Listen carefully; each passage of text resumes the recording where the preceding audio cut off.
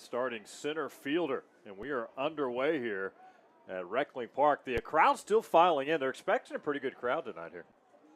Yeah, we see a great baseball park here at Reckling. They had a really good turnout in the Notre Dame series. Now, obviously, with number 2 LSU in town, expecting the fans to come out and pack the diamond as well. Paxton Kling, Stephen Milam, and Tommy White, first 3 hitters in this LSU lineup here tonight. Like a pitch there from Fernandez. That's a called strike, so 0-2 hole for Kling here to get things started top of the first inning. We talk about that 2-pitch mix, 91, 92, sinker, slider. Really good job of so far establishing the corners. 0-2 pitch. Just missed outside, 1-2 now. And that's not a bad idea, trying to expand the zone and change his eyes going low and away. About 2 ball lengths off the outer half. Here's the 1-2. Evens the count 2-2 on the season so far. Kling, who's a sophomore, again starting center fielder, off to a nice start, hitting .400. 8 for his first 20. Has a double, 1 home run, and 5 RBIs so far. Here's the 2-2. Swing and a miss. And strikeout number 1. That's a good start there for Robert Fernandez. Yeah, that's what you want, establishing the zone early. Does a good job of mixing up, his fastball and his off speed. We take one more look at that final pitch. You see the swing and miss stuff over the inner half of the plate as Kling goes over the top of it for the first out. But exactly what you want for Robert Fernandez. This is a guy that missed a lot of time over the years. Supposed to be a Saturday starter at junior college last year, got hurt, but he's healthy here in 2024, and they're hoping for big things for him as the Owls look to take that next step. Yeah, Fernandez out of Miami, Florida, into this Rice program. First pitch fouled off there to Stephen Milam, starting second baseman for LSU. He'll be followed by Tommy White, the player of the year, the All-American, third baseman for the Tigers. Milam's just a freshman in this LSU lineup. And he, too, just like Kling, off to a nice start, hitting .409 right now. 6 RBIs early in this season through LSU's first 8 games.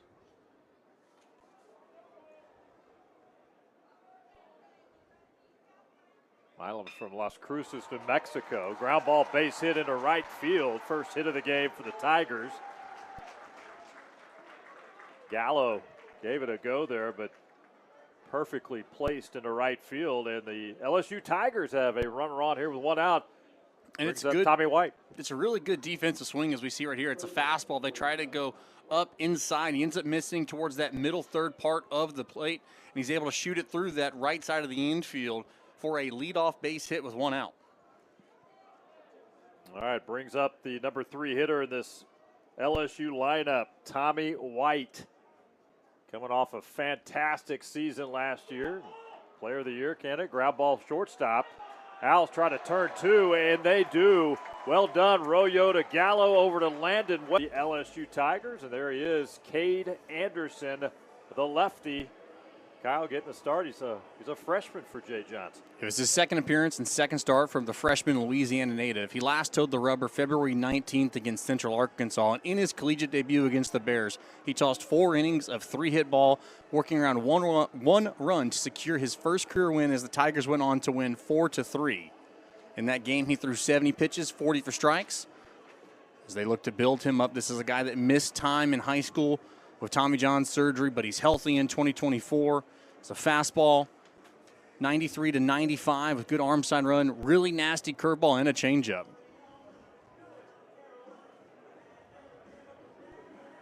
Well, with a lot of baseball coming up in the next several days for both teams, because LSU will remain here in Houston, part of the Minute Maid Park. The Astros Foundation hosting a big tournament at Minute Maid Park, and Rice hosting Stanford. You're going to see I think we might see some arms here tonight.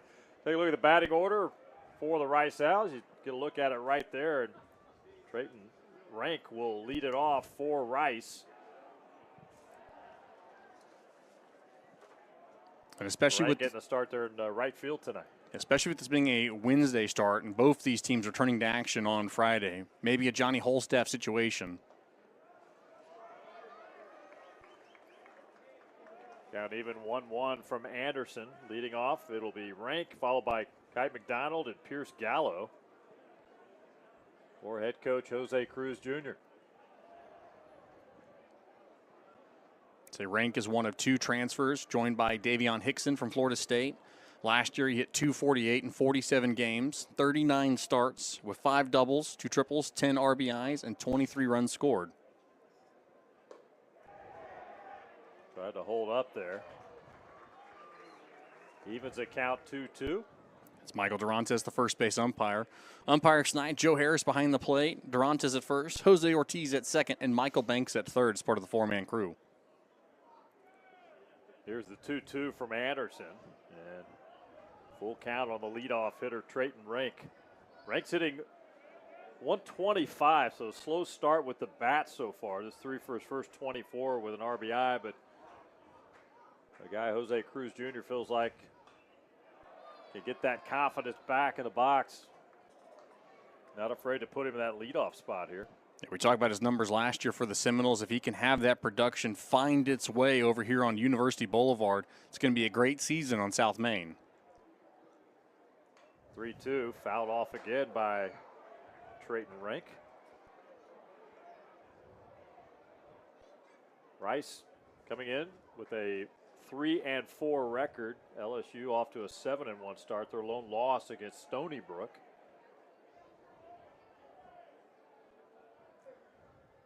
3-2, ground ball, third base. Tommy White scoops and fires over to first base. Jared Jones and out number 1 here, bottom of the first inning. Not much is going to get past Tommy White down there at third base. Now, he's the number 1 third baseman by D1 Baseball's top 50 third baseman for 2024. And look at him. He's a vacuum over there. You see that lateral range going to his left, and then a good 2-step gather and throw. And he's got the hair. He's got it all working for him here in 2024. I was watching him during batting practice, just launching baseballs here, just the total package. All right, that's going to be fielded by Anderson over to first base. Not in time. And Kite McDonald is on base. Replay coming up here. Take a look at it. He does a really good job of challenging. You see him get down the line quickly. Obviously, Cade Anderson, once you make that throw, you are a defender, so he has to come off the mound quickly, and the turn and throw just pulls Jones off over at first.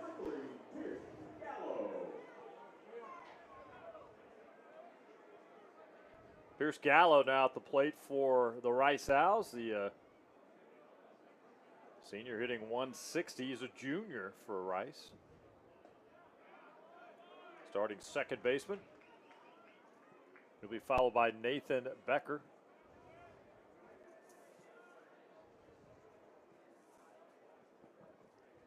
That was ruled an infield hit, though. They had to make sure. Good call. First hit of the game for Rice.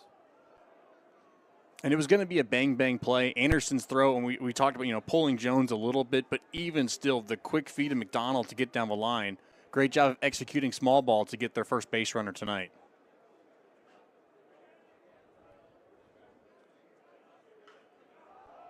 1-1, fouled off right side.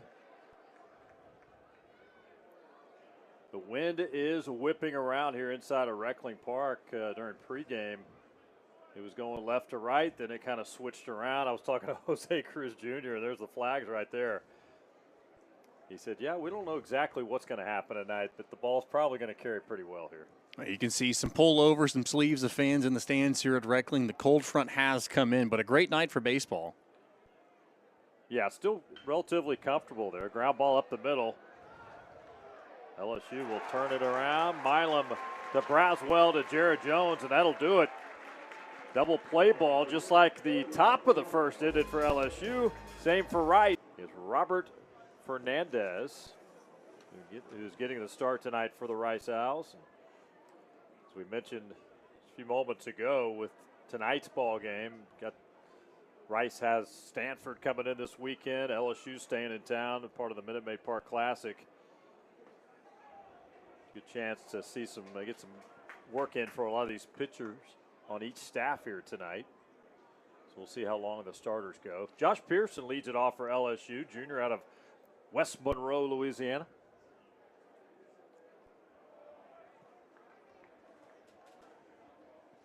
So batting 250 on the season. Last season, batted 226, but he wasn't afraid of the moment. 11 of his 31 hits came in the NCAA tournament last season on their way to Omaha, and, of course, winning it all. Well, if you're going to get hot, that's when you want to do it, right? Absolutely. Yeah, national title run for LSU, and we'll talk a lot about their storied history and the job Jay Johnson has done now in year number 3 as head coach. Here's the 1-2, fouled off left side. So both these pitchers had a clean first inning. They surrendered a hit, but had a defense clinic behind them. Robert Fernandez benefiting from a 6-4-3 double play. Kate Anderson closing the first with a 4-6-3 double play of his own. Hayden Tavinsky on deck for LSU, the designated hitter. He'll be followed by Brady Neal. LSU's offense off to a nice start here through the first 8 games. For Rice, the bats have been hit and miss so far, but talking with Jose Cruz Jr. before the game, Kyle, he was saying, hey, I love where our pitching is right now. And, these guys get some more confidence. I feel really good that we can start getting some momentum offensively with the bats. And this has all been a building block, as obviously he's in his 3rd season back at his alma mater, but trying to get the culture he wanted. He really felt, as we look at ball 4, he finally got the culture and the brand of baseball he wanted. Team's gotten faster every year. Team has gotten better every year. The guys they're recruiting now are replacing as they go year to year. But finally, he felt like, going in through his whole preseason, this is what he wanted to see. Been excited for them to run out of lights against Notre Dame 2 weeks ago. And now, obviously, another great test here against the defending national championship Tigers tonight. There's Travinsky, the senior out of Shreveport. 6'3", 228. They got some big guys in this lineup that can swing the bat, no doubt about it. He is one of them. He's off to a pretty good start at the plate, hitting .321 so far. He started every game for him. 1 home run and 8 RBI so far early in this season.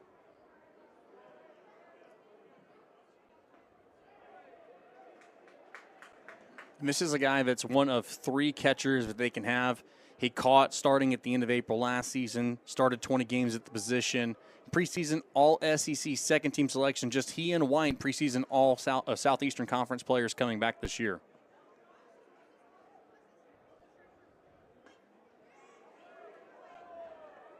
Two and 1 count now on Tavinsky. Yeah, when you come into this LSU program, they're getting the cream of the crop across the country. You better be ready to produce to find your way in this lineup here. 2-1 swung on. Just got a piece of that one. And they're excited to be here, not just tonight, but this weekend as well.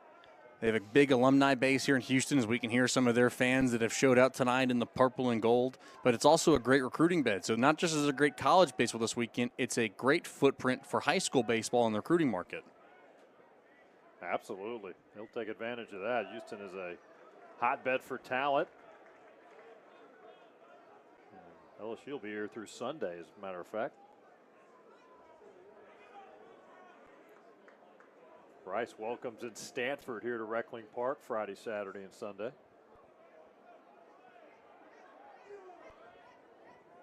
3-2 count now. Tavinsky, runner going. Sharply hit ball, but foul down the left field line. That's a good swing by Tavinsky, turning on it, just obviously going foul, but a good job of barreling it up on the payoff pitch. We talked about, guys getting hot at the right time. Pearson, of course, was one for him last year. So was Tavinsky. Had 10 home runs in a 23-game stretch. Now ball third base. Rydell fires over to Landon West. And out number 1. Runner moves up to second base. So Pearson to second on the ground ball out. Brings up the catcher, Brady Neal, for LSU. In the 6-hole tonight for Jay Johnson. And he, of course, is someone they're happy to see healthy in 2024, batting .267 on the season.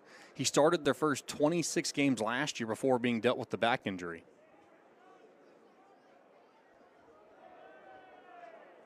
Breaking ball just outside. First pitch there to Brady Neal.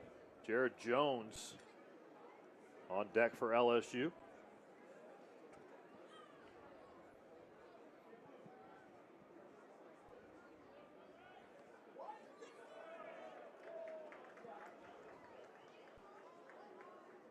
Already some activity down in the Rice bullpen. But Jose Cruz Jr. said that was probably going to be the case tonight. He'd hope to get maybe 2 innings, maybe a little bit more from Fernandez. And then let some other guys get some work in. Here's the 2-0. And they're called strike. So he's got to be careful with that look back there at second. The pitch count got down to 2 as he finally came home.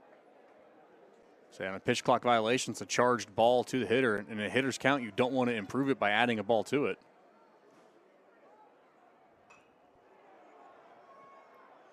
Neal fouls that one left side. Fans will chase that one a little bit. Evens the count now 2-2. 22 pitches so far there for Fernandez.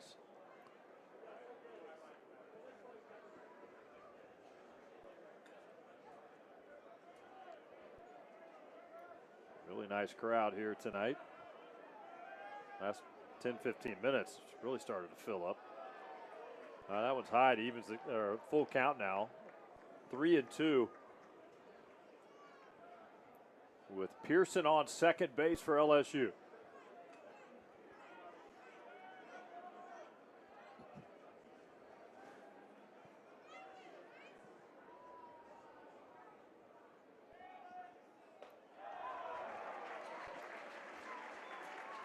So another walk given up by Fernandez. That's 2 now in the inning.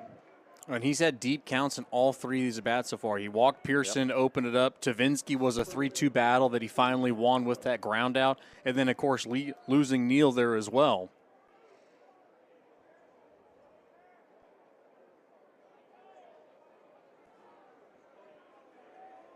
Jack Ben Shoshan getting loose in the Rice bullpen.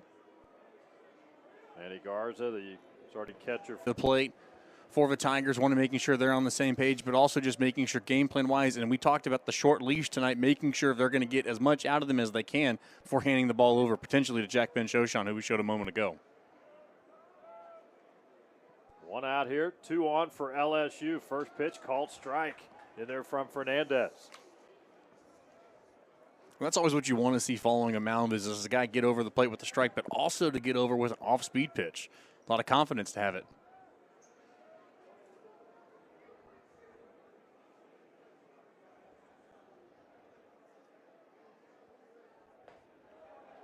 Al's definitely playing Jones to pull. Big gap on that right side of the infield.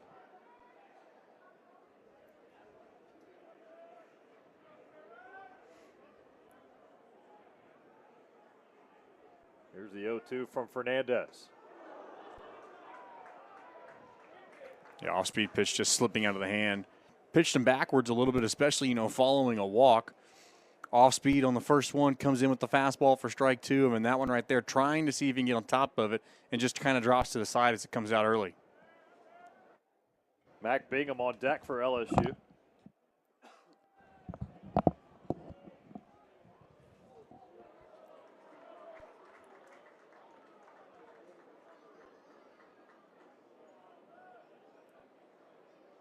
Two walks allowed so far in this top of the second inning by Fernandez.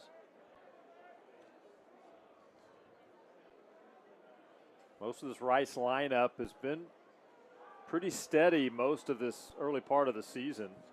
A couple of tweaks in the lineup tonight with Rank in right field and the freshman Landon West playing first base for the Owls tonight.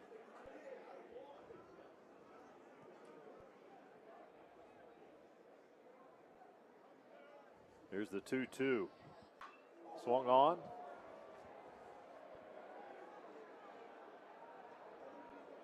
That's going to be misplayed in left field there by Cumming. And the runner will come in. That is Pearson coming around after Cumming misread that one.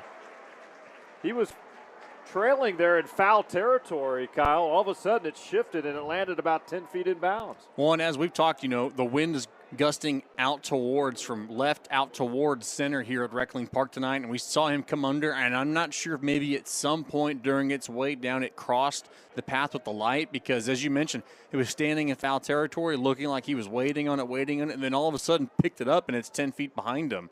So watch as we see him come over. He does a great job of ranging in. Looked like it was going to be a foul play ball, and you see right here all of a sudden turning and going back out as it falls behind him. And Tigers able to capitalize to bring home Pearson for an early 1-0 lead. Second hit of the game for LSU. 1-0 lead as Pearson comes across. And still one out here in the top of the second inning. That was pitch number 30 from Robert Fernandez. Here's Mac Bingham now, senior out of San Diego, California. Bingham, the starting left fielder tonight for LSU. And this is a guy excited to find himself in the purple and gold and back under head coach Jay Johnson, who coached him his first 2 years at Arizona. Brings veteran experience, played, of course, in the World Series himself in 2021 under Coach Johnson, which coincidentally was his last year before he became the skipper at LSU.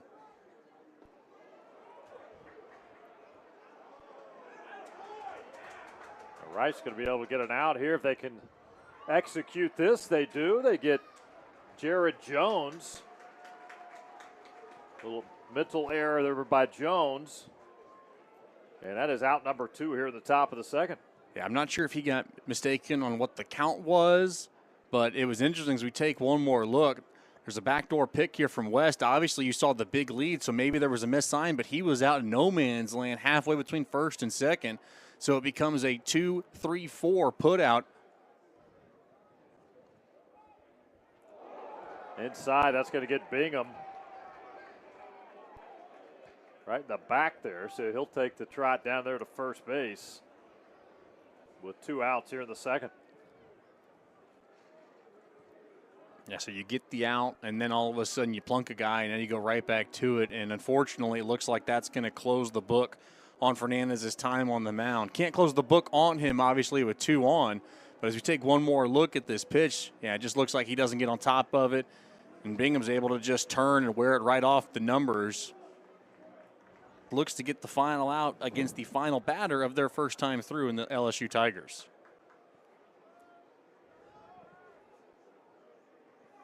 So Sean, local product from right here in Houston. St. John's High School, in fact, about 10 to 15 minutes away from this Rice campus.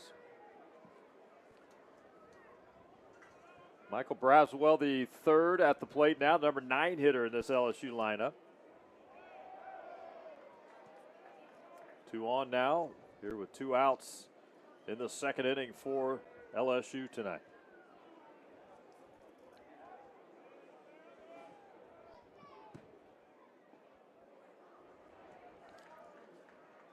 Called strike there from Shoshan. On deck, leadoff hitter Paxton Kling for the Tigers. Here's the 2-1. Little tight inside.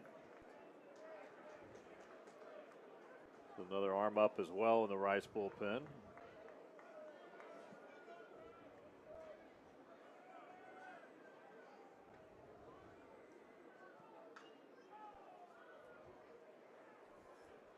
Got word we might see another walk. We still could, obviously, but, don't want to have the free pass issued by the first guy coming in. Now we'll see what he can do to battle against the former Gamecock in Michael Braswell. Appeared in 105 games over the past 2 seasons with them.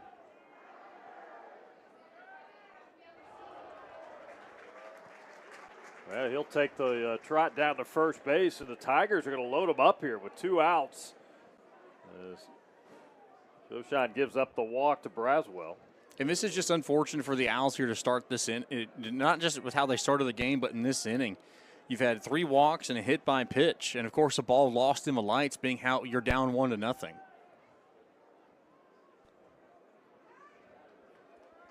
Grady Neal's on third base. Mac Bingham on second base right now for LSU. Swung on, line drive left field. That's going to fall right in front of Cumming. Couple of runs come in for LSU. And it's a 3-0 lead for the Tigers.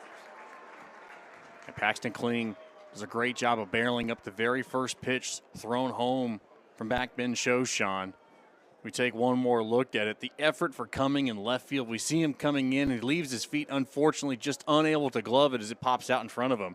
And the Tigers are able to plate two more as Brady Neal and Mac Bingham come home to make this a 3-0 ball game. Yeah, I thought for a moment Brendan Cumming had a shot at that one. Made a dive at it, but that one fell in for the 2 RBI single for Kling. And the freshman Stephen Milam now at the plate. Runners on the corners for LSU. Swung on. Fly ball right field. That will hold up. Rank gets underneath that one. And that is out number 3 here in the top of the second inning. But LSU does some damage. It's a 3-0 lead now through an inning and a half here at Reckling Park in Houston. 3-0 Tigers. Pushed across 3 runs in the top of the second. They lead to 3-0 now. And starting pitcher Cade Anderson now facing the 4, 5, and 6 hitters for Rice. Starting with Nathan Becker, the designated hitter for the Owls. He'll be followed by Manny Garza and hot-hitting Jack Rydell.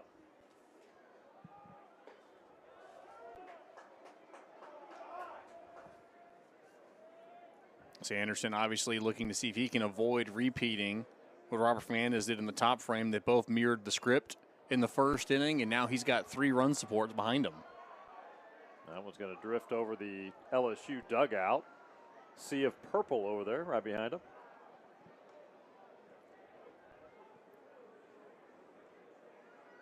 Of course, you look at LSU, Kyle, and their alumni base is very strong in this part of the country, specifically here in Houston as well. I'm told it's their #1 alumni base. So a lot of fans here in Houston getting the chance to check out the Tigers here tonight. I'm sure they'll make their way to Minute Maid Park this weekend. Yeah, Coach Jay Johnson said he was excited to travel to Houston for a number of reasons, but that big alumni base is one of them because they always get great support when they play here. Swing and a miss by Becker, goes down on strikes. That's the first strikeout for Anderson tonight.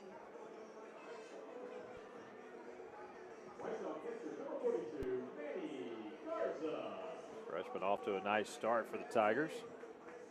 And this is a moment he's been waiting for since 8th grade. He's always wanted to be an LSU Tiger, and obviously the injury in high school. Coach Jay Johnson actually said it probably helped them because if he had continued to pitch at the track record he was, there's a very good chance he'd have gone to the draft. Instead, now they find him healthy on the mound as a freshman and a big piece of what they look to do going forward, defending their national championship and beyond. Called strike. Now 0-2 count on Manny Garza, the starting catcher for Rice, the junior out of Rio Grande City. Garza chased that one, and another strikeout for Anderson. Here's what we talk about, that big stuff. Obviously, 3-pitch mix. As we take one more look at this one here, challenging him with the high fastball, bringing the heat, and getting him to swing under it for the second straight strikeout in as many batters faced. Coach Jay Johnson talking about his start against UCA. Thought Cade was great. It was awesome that he's at LSU. He's a pitcher, competitor. He's got the right character makeup and maturity on the mound, even for a freshman. Brings up Jack Rydell, the starting third baseman for the Owls. Hitting 6th in the Rice lineup tonight. Showed some power already this season. He's hitting .259 entering tonight. Already 3 home runs and 9 RBIs early in this season.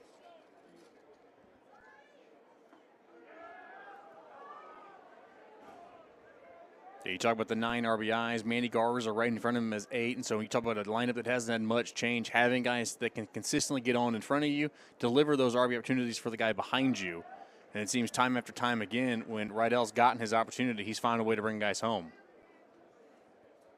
Rydell, local product from this greater Houston area, Memorial High School. Began his career at North Carolina before joining the Rice program. And that's the thing with the transfer portal and everything these days. Just because you lose a local guy, you'll hear coaches now say, hey, be nice to him. You never know. He might find his way back home. Now more than ever, right? Exactly. With the portal. Certainly a factor now in every sport. All right, Rydell lays off of that one. First walk of the contest for Cade Anderson.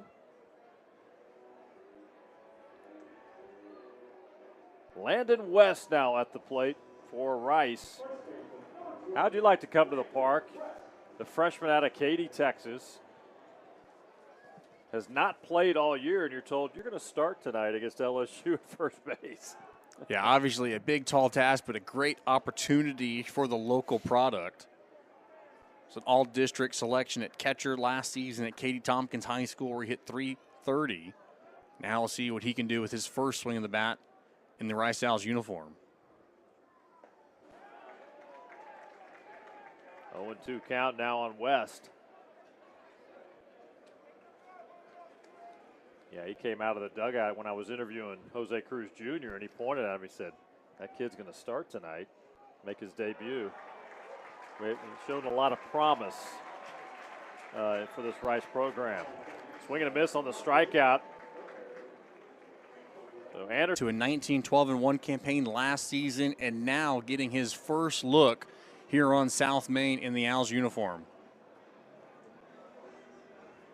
Another young arm in this pitching staff for Jose Cruz Jr. And first up for Jake Melvin, he gets to face Tommy White, the All-American. Yeah, you talked the last half inning about Landon West making his debut against number 2 LSU, and he was facing a freshman.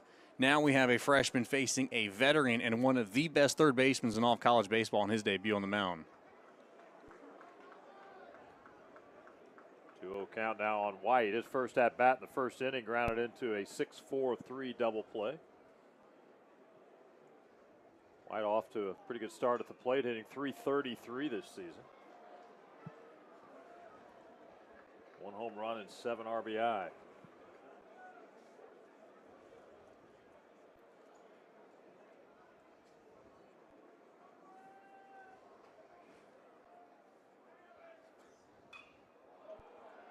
Swung on, fly ball, shallow right field. And that is out number 1 for the Rice Owls as Trayton Rank comes in and makes the play. Pierce Gallo was backtracking a little bit before Rank called him off. And out number 1, it's a big opening out there for the freshman Jake Melvin. Yeah, Gallo did a good job of tracing that ball all the way, but then, of course, yielding to Rank when he came in with the overcall for the first out.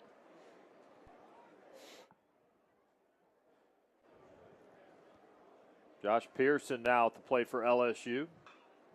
He's a cleanup hitter for the Tigers. Walked his last at bat, pops that one up. And Jack Rydell, you hear the ooze from the crowd there because the wind is certainly a factor. I'm looking at the flags right now. They are moving.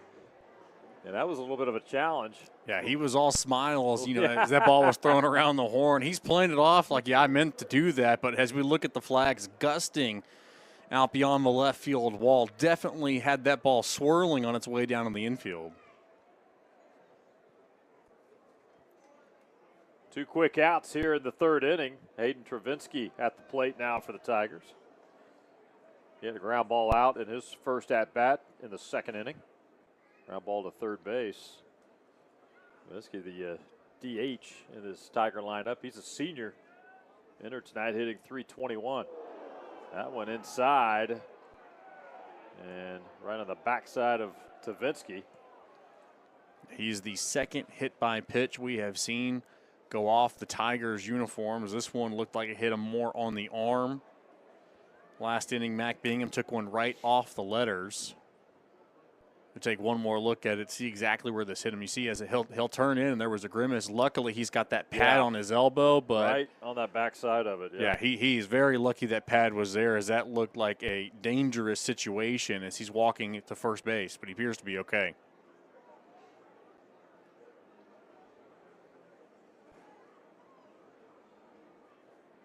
He'll shake that off. A runner on now with 2 outs here to the third. Brady Neal now coming at the plate for LSU. He walked and scored part of that 3-run second inning for LSU.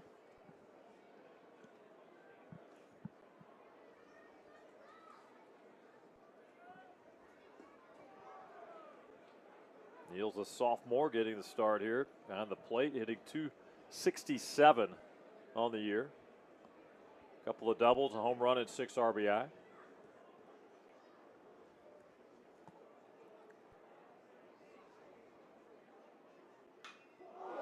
Well struck ball deep into the night here in Reckling Park. What a shot.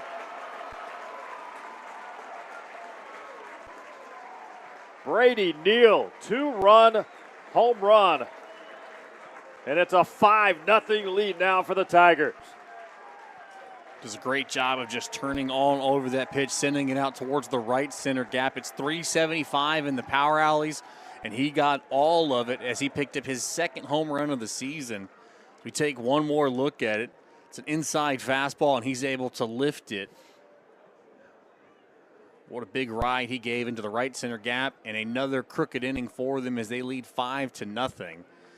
Remember, we talked about the back injury last year. They're happy that he's healthy. He only had 3 home runs in those 26 games last year. He now has 2 through the first 8 here in 2024. That was a no-doubter on that swing by Brady Neal. Jared Jones now steps in for the Tigers.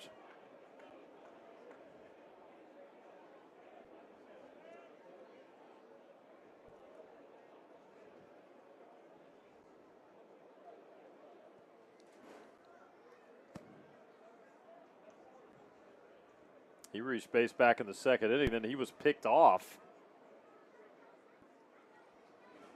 His second at-bat.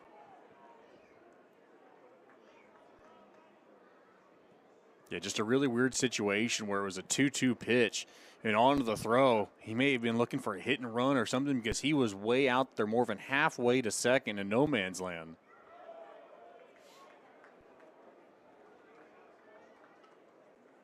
Five runs, 4 hits so far for LSU. 3 runs in the second, 2 across so far here in the third.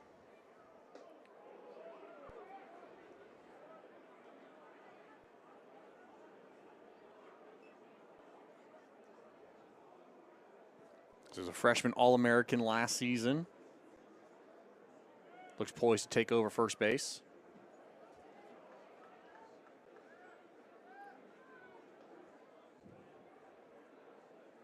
Rice's homestand opening here tonight against LSU. And as I mentioned earlier, Stanford is coming to town for a 3-game series, Friday, Saturday, and Sunday. Next Tuesday, Prairie View A&M is here at Reckling Park. And then it's time to pack the bags, Kyler, heading to Hawaii for 5 days. Not a bad spot to Not go a play bad some gig. baseball, yeah. Not a bad gig right there. They'll play 4 games against the University of Hawaii there. Travel back and get back into the swing of things as they get a little bit closer to conference play.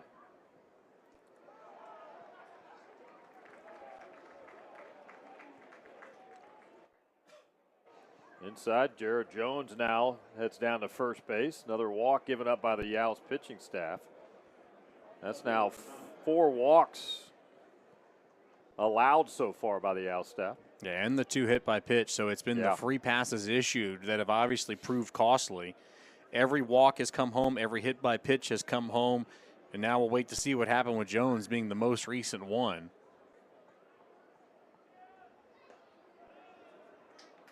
This is Mac Bingham, the number 8 hitter for LSU, starting left fielder. He was hit by a pitch in the last inning, but wound up scoring as well, part of that 3-run frame. We talked about him obviously being happy to be back under head coach Jay Johnson, who he played for 2 years at Arizona, but last season at Arizona was probably one of the most prolific batters in the Pac-12, batting .360 and slugging .573 with a team-high 91 hits, 20 doubles, 2 triples, and 10 home runs, along with 51 RBIs. So big production now being added.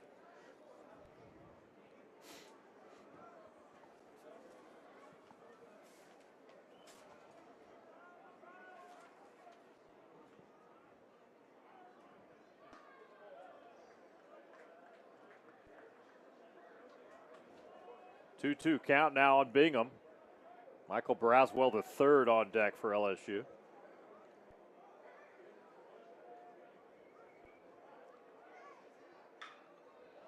Ground ball in the hole. That'll make it into left field for the base hit for Mac Bingham.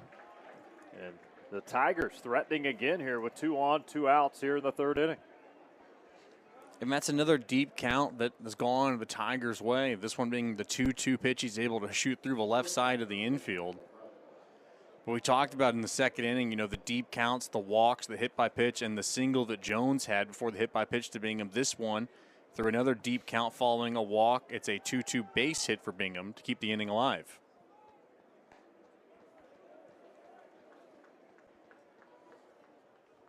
Michael Braswell, the third. At the plate now for LSU, starting shortstop for the Tigers. And that number 9 hole tonight for Jay Johnson.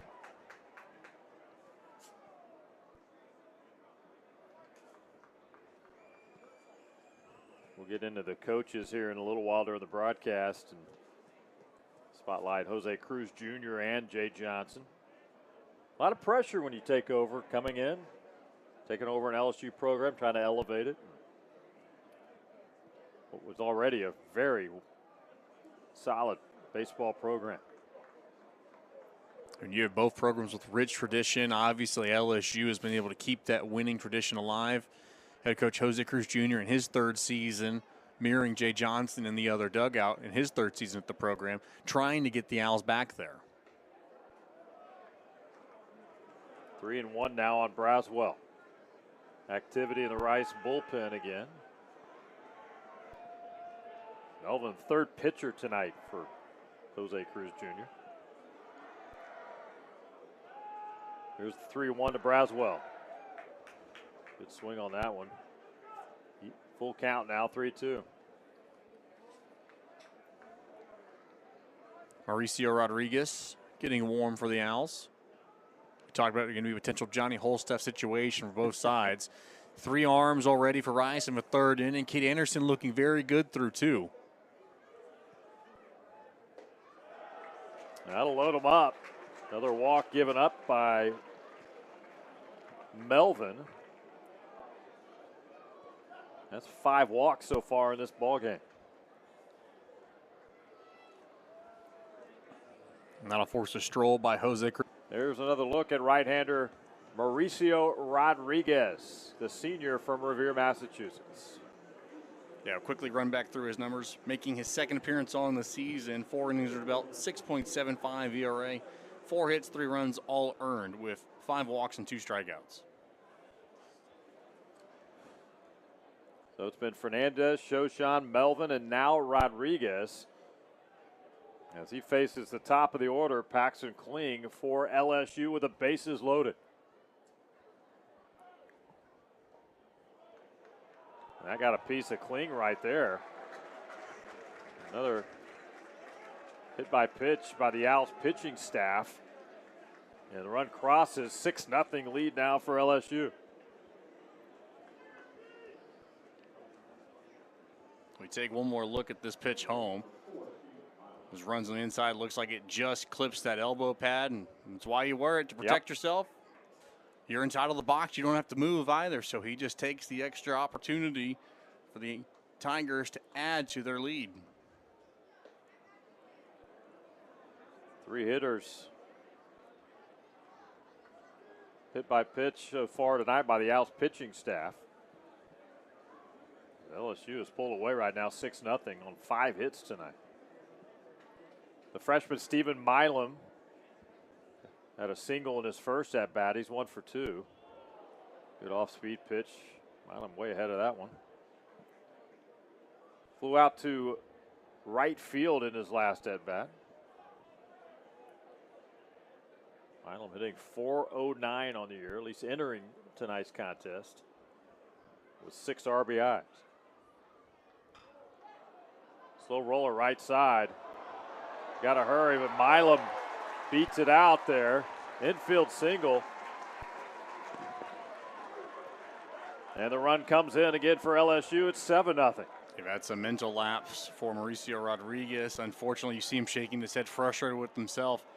The ball obviously kind of in that middle no man's land. When you see West going for it, though, you're supposed to commit to going to the bag, and we'll see him stop, and start again. And by then, obviously, the quick feed of Milam up down the line.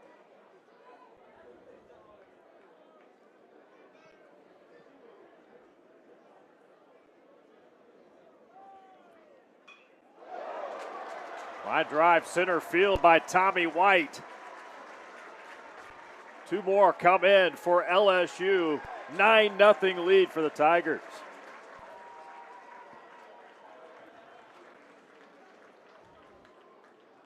LSU has been averaging 9 runs per game after averaging 8.9 a year ago. But they've had several games this season where they've had double-digit offensive outputs. Had 18-1, had 27 in routes of Stony Brook and VMI in the early goings of this season, and now right there behind another base hit, already knocking on the door of double digits, up 9-0 with 2 outs in the top of the third. Tigers have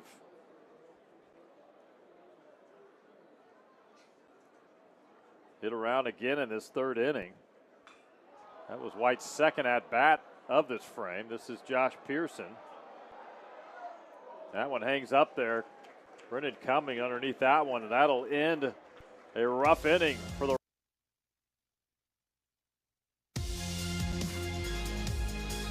9-0 lead for LSU as we head to the bottom of the third inning here at Reckling Park. Tigers wrapping up a 6-run frame in the top of the third inning. 9 runs, 7 hits for LSU. No runs, 1 hit for Rice. And 1 hit by Kite McDonald was an infield single back in the first inning. Yeah, bunt single at that. Yep. Brendan Cumming leading it off here in the bottom of the third for Rice.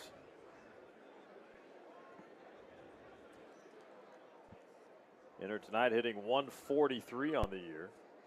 Just 3 for his first 21 at the plate.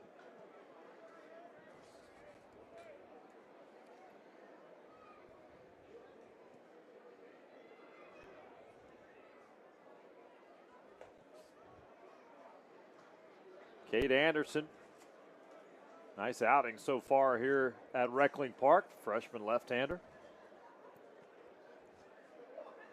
You got to feel pretty good, Kyle, when you're a freshman and you're getting this chance. Chopper there, and Anderson fields that cleanly over to first base to Jared Jones. And out number 1 here in the bottom of the third. You're a freshman. You're trying to break into this LSU club, and you got these great defense right behind you, a veteran club. It's got to give you a little bit of confidence. Yeah, and especially right here, too, fielding yourself. You had the bunt single, which is the only hit you've surrendered to this point. And then that one right there, doing a great job of pouncing off the mound, getting it, knowing he's got time and taking the sure underhand over to first. But, to his credit, he's looked really good tonight as we see the square around pull back for a called strike. This is someone that they want to see obviously have big things as they go forward. He threw 70 pitches last week, 40 of them for strikes. Right now we see him sitting at 30 pitches in the third inning, but already a 9-0 lead.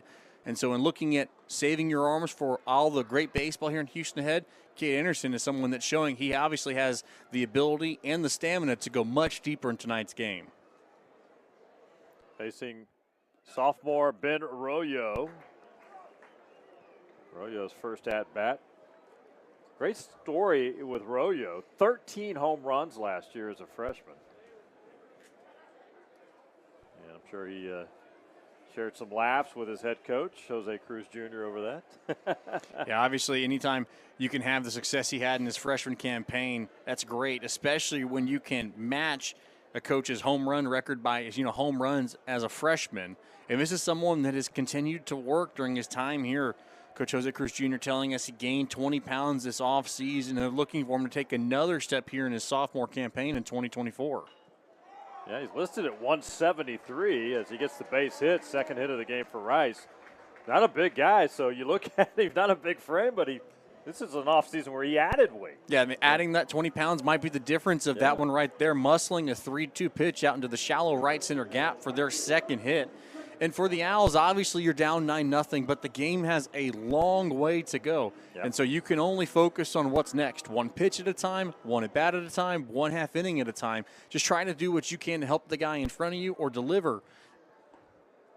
You do that, you can start to put some runs on the board. You can maybe scratch something across. You could potentially find yourself back in this, but you're not going to have a 9-run swing. So don't try to worry about it. Yeah, it's got to chip away, and Owls pitching staff has to lock in here against this Tigers lineup. Top of the order is Trayton Rank, the starting right fielder tonight. That one gets past the catcher, Brady Neal. So Royo. Oh, it hit him actually. So Royo advances to second base. And Rank will head on down to first base. We'll see if the Anderson's going to stay out there now. There's a little bit of activity on the looking on the other side of the tent there by the bullpen of LSU. Yeah, got him around that left leg. Yep, and you saw he tried to give it a can. Obviously, you're tired of the box, don't have to. He backs up and ends up hitting right off that front left shin. Yep. And that's what draw the mound visit from Nate Yeske. Yeski's in his first season at LSU. He'll make the mound visits. Jay Johnson will still make the changes. But this is a guy that's no stranger to college baseball, having worked the past 18 years at 4 different schools, UNLV, Oregon, Arizona, and most recently Texas A&M, prior to joining the Tigers in Baton Rouge. So the mound visit is done. Obviously just trying to tell Kate Anderson to lock back in. Yep. You got the lead, but we still need you to compete out there on the mound.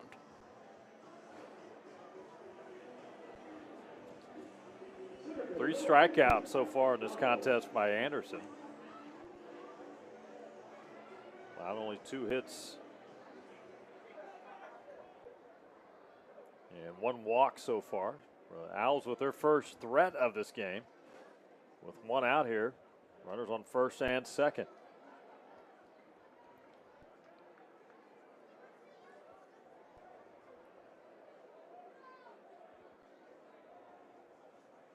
Kite McDonald. He had that bunt for a base hit in the first inning. Fly ball to right field. Actually, it drops right there, so runner advances to third. They'll get the force out at second base. And again, I don't know if wind was a factor at all or not, but we're seeing that quite a bit tonight. Yeah, we saw Pearson ranging in on as we take one more look. Watch as he does, it kind of goes right into the palm of the glove. He just doesn't glove it all the way. Yep. But he does the next best thing. He picks it up, he gets it in quickly for them to still get an out to put runners on first and third.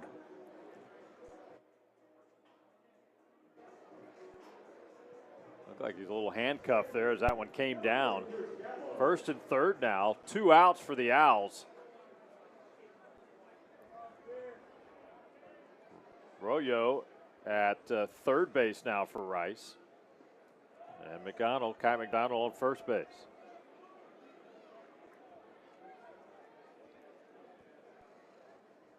Golden error there on Pearson in right field. Pierce Gallo at the plate now for Rice. RBI opportunity here as the Owls trail 9-0.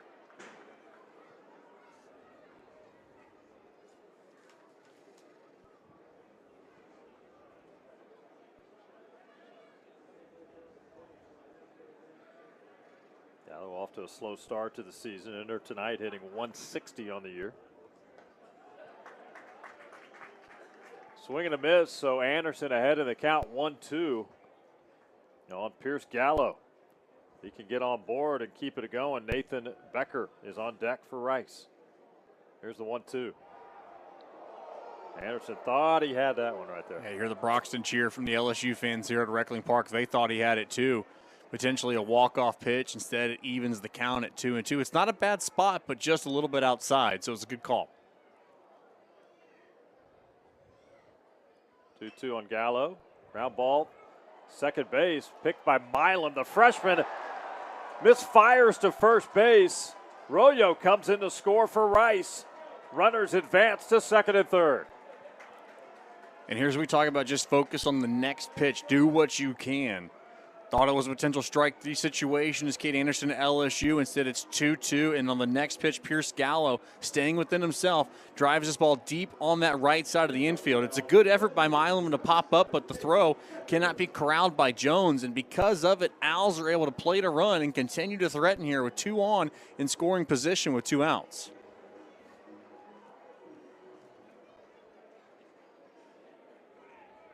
Runners on second and third now. Second error of the inning for LSU. Nathan Becker at the plate now, left-hander for the Rice Owls. He is the DH in there tonight, hitting .375. He struck out swinging in the second inning against Anderson.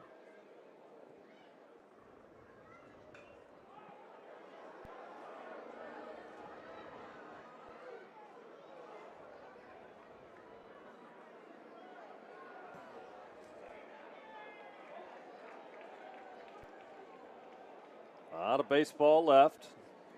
LSU doing damage with a 3-run second and a 6-run third inning.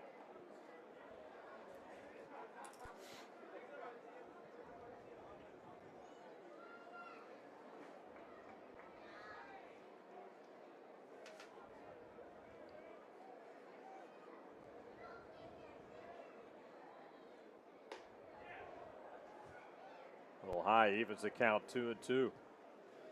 LSU. Numbers there for Anderson so far.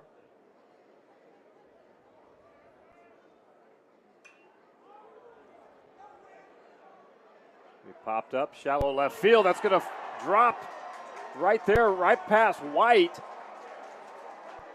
He looked around thinking Bingham was going to call him off of that one, but it fell in between them. Yeah, it looked like a miscommunication there. White, looked like he conceded to Bingham, and maybe Bingham lost it in the lights, or not quite sure, or never said it, and there was something, unsaid that they thought was said. So we take one more look at it. You see White at third going out there, and he turns, and he'll give way to Bingham turning and looking at him, and Bingham watches it fall, and the Owls are able to plate 2 here as they get a crooked inning of their own to now cut it to a 6-run game at 9-3. 3 across. Becker on first base with 2 outs. And this is where we talk about just doing what you can. Owls only have 1 base hit, well now 2 with the base hit off of Becker as that ball falls down for a single down the left field line.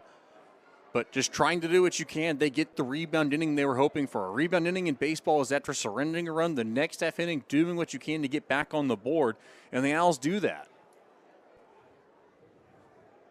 Garza struck out in his first at-bat in that second inning.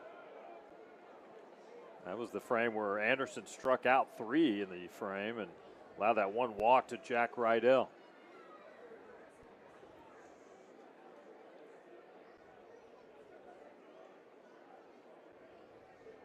One-two to Garza.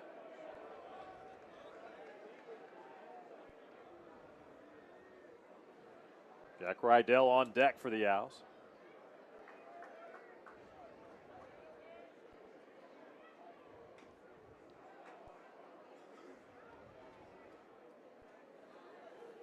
LSU venturing outside of Baton Rouge for the first time with this contest here at Rice, and they'll stay in town, as we mentioned, through the weekend. They've got an opener at Minute Maid Park here in Houston against Texas on Friday night, part of the Astros Foundation baseball tournament. Shot down the right field line, just foul. Nearly extra bases there by Garza. Yeah, so they'll head to Minute Maid Park. LSU will face Texas on Friday night. And then Louisiana, Raging Cajuns on Saturday night. And it'll close out the weekend against Texas State Sunday afternoon. Next week at Southeastern in Hammond. We're returning home next weekend. Called strike 3 on Garza.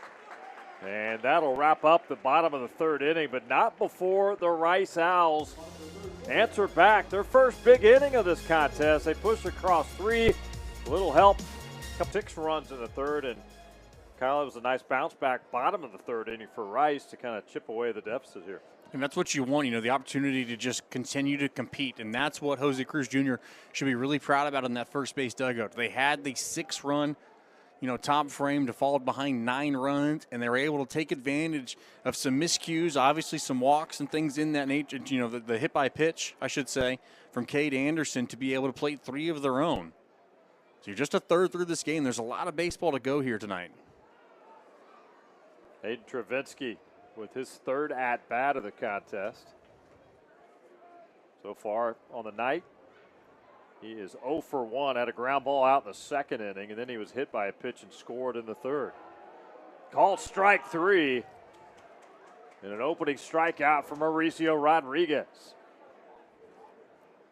Mauricio came on to get the final out last inning, opening this up with that strikeout of Travinsky. Doing a good job as we take one more look at it. We talk about trying to keep momentum on your side. This is how you can do it. The off-speed pitch, a good job painting a corner to his batter, making Garz behind the plate, who maybe helped him with the call, with the frame job, but all the while still a good pitch on a good count for that pitcher to get the out. One out here in the fourth brings up Brady Neal. And if you missed it, about 20 minutes ago or so in his last at-bat, drilled a 2-run home run deep into right center field. That was his second home run of the year. 8 RBIs now in the year for Neal.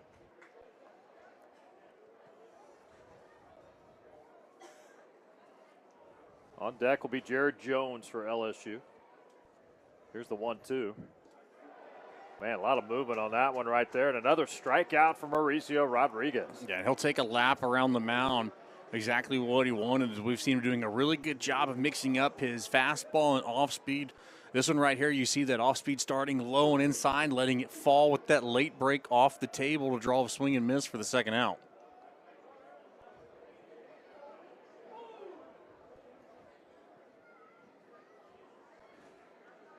LSU first baseman Jared Jones at the plate now. Walked and scored in his last at-bat.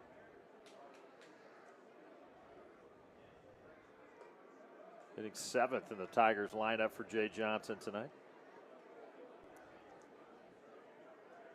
Yeah, top to bottom, this LSU lineup really talented. Many of these guys coming back from that national title run last year. And we talk about, all those opportunities, what it might look like for them. 21 returners from last year, but they also had, all those new Tigers come on, ranking as high as number 3 in the recruiting ranking. So an all-caliber transfer class. Obviously some new pieces as underclassmen too. Cade Anderson, of course, being one of them on the mound tonight. But a lot of excitement in Baton Rouge as they look to defend their 2023 national crown. Swung on, well struck center field. Right there for it is Kite McDonald. And a pretty quick inning there for Mauricio Rodriguez. 1, 2, 3, and we are done in the top of the fourth inning. 9-3 lead. LSU leading. Rice University Owls with some work to do here, trailing LSU 9-3. Cade Anderson, the freshman, remains out there, the starting pitcher for LSU. He enters his fourth inning of work here. Jack Rydell will start it off for the Rice Owls. Rydell walked in his only at bat tonight, back in the second inning. Sandwiched around a couple of strikeouts, actually 3 strikeouts by Anderson. And there's another strikeout. That is number 5 by my count. Yep, number 5 in the ball game for the LSU lefty. Yeah, really working quick out there on the mound here in his fourth inning of work. And we talk about, the opportunity for him looking to bounce back. He gave up 3 runs in the third, and now out there making quick work. We saw heavy doses of fastballs from Cade Anderson to get that first out and sitting down Rydell. The freshman Landon West getting the start at first base tonight for Rice, making his collegiate debut tonight. In his very first at-bat, he struck out back in the second inning. Local product here in the Houston area. From Katy, Texas, about a half hour from the Rice campus.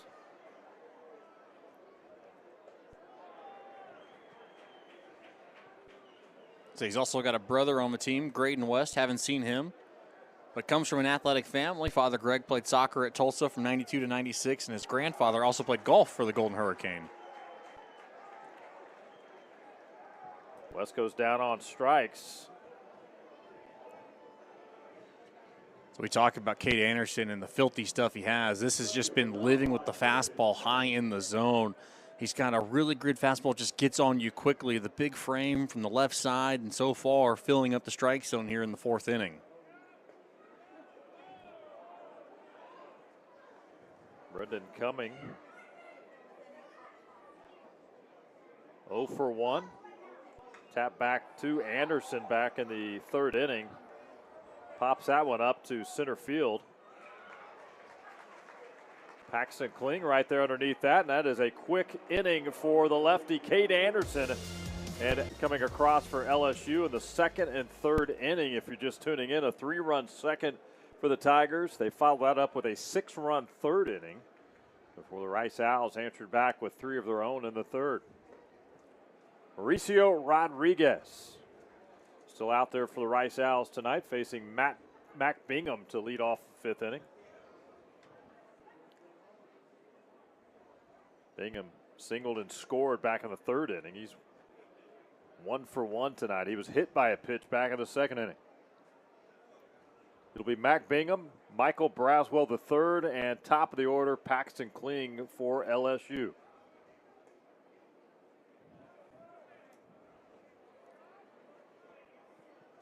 Rodriguez looked really good that last inning. 3 up, 3 down with 2 strikeouts. 5, 6, 7 in that frame. Did a really good job of sitting them down. Now, as he can do in his 2nd full inning of relief work.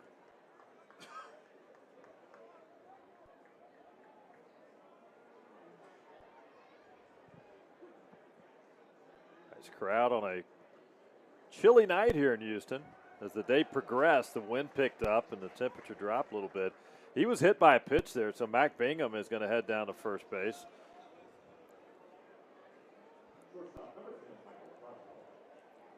As we take one more look at it, this is another free pass issue from the Rice Out pitchers. This one you see Bingham with the check swing, and it comes around, and you're looking at that back right arm. Just gets a piece of the forearm to give him the free pass to open up the 5th inning. Owls pitchers have hit 4 Tiger hitters tonight. This is Michael Braswell III. He is going to collect his first hit of the night right there. He's walked in his first 2 at-bats. So with that base hit, Bingham moves up to second base. Braswell III on first. And the Tigers are threatening here in the top of the 5th inning. And Braswell's done a really good job in that 9-hole. 2 walks, and now right here, a true single, just, lining it out to right field. So all 3 times he has come up tonight, we have seen him be successful in turning that lineup over.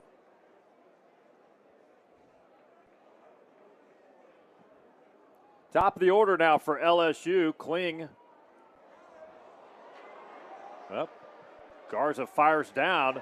They misfired to second base, though. The throw hit him right in the back. And you see right there, they're double checking if he is okay. It's a potential pick off situations. We take one more look at Braswell standing on second. You can see the throw over. He's right there, and then the throw across. Arroyo goes right into him. Here's your best look for right here from our first base camera. Tries to get it over, just hits him right in the back, and he's up to second. Second and third now, no outs for LSU.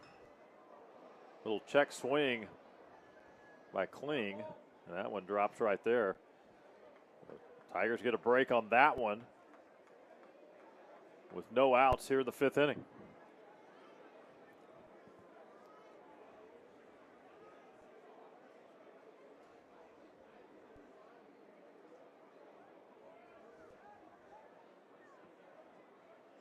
Kling had a 2 RBI single back in the 2nd inning. Was hit by a pitch in the 3rd inning after striking out the 1st. So he is 1 for 2 on the night for LSU as the cleanup or leadoff hitter for the center fielder for LSU. Here's the 1-2.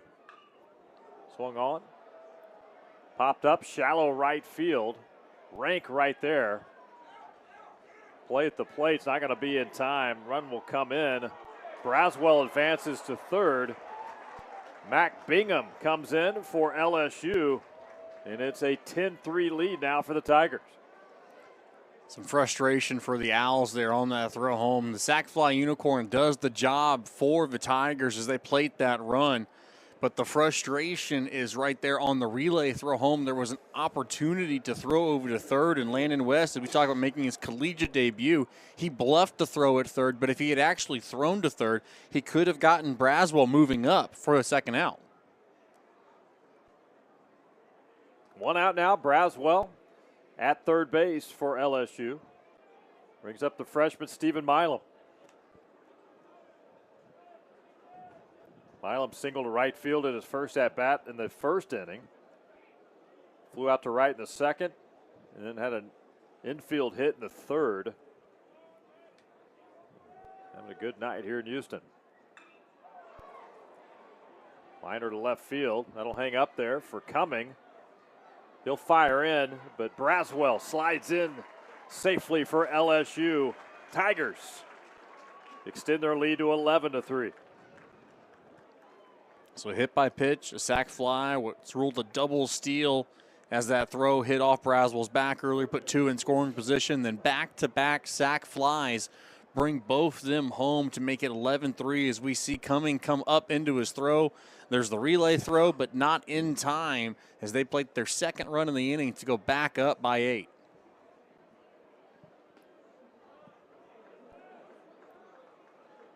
This is Tommy White. Had a single, 2 RBI at his last at-bat. He actually hit twice when they plated 6 in the third inning. That last at-bat for him was a 2 RBI single. Also in a double play and flew out, so he is 1 for 3 tonight.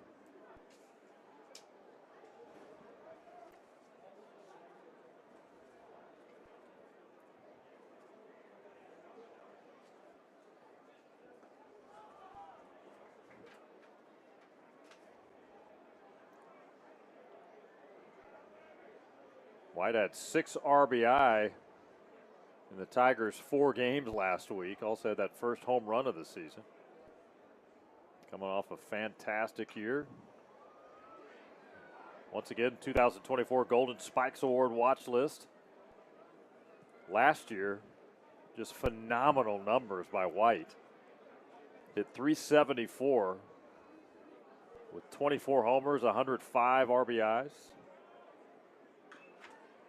That was number 1 in the nation in the RBI category. This is a guy that does it all. He's the top third baseman coming back this season. You mentioned all the preseason accolades, but he's also a member of the Lou Gehrig Community Impact Team for what he's able to do off the field. Donates some of his NIL earnings to local organizations, participates in community outreach events all over Baton Rouge. This is a guy that fans really love. Well, that one froze him, and White goes down on strikes from Mauricio Rodriguez. But 2 more. Job of sticking with it the entire way.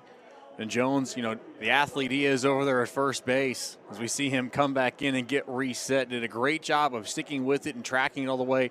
And then, as you mentioned, you know, just kind of falling back into foul territory as he made that catch for the first out. Trayton Rank at the plate now for the Rice Owls.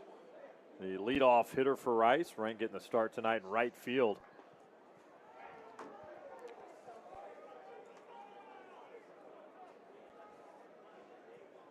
Into the Rice program via Florida State. They tried to see if he could do the quick bunt. Well, you got Tommy White playing pretty deep there at third base. Not a bad idea there. And he's about a step in more than he was. He was almost all the way on the back of the infield over there at third.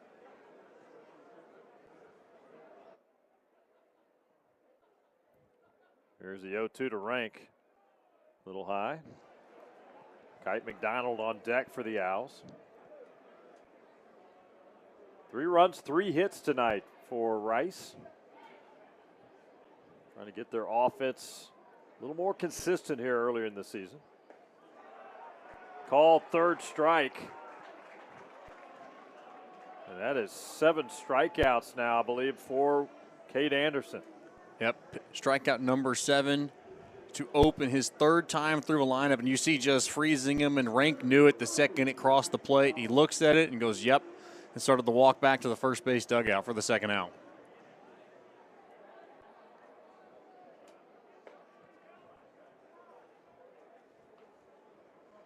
Two quick outs with Royo and Rank. Up to Kite McDonald. Get something going here for the Owls here in the 5th inning.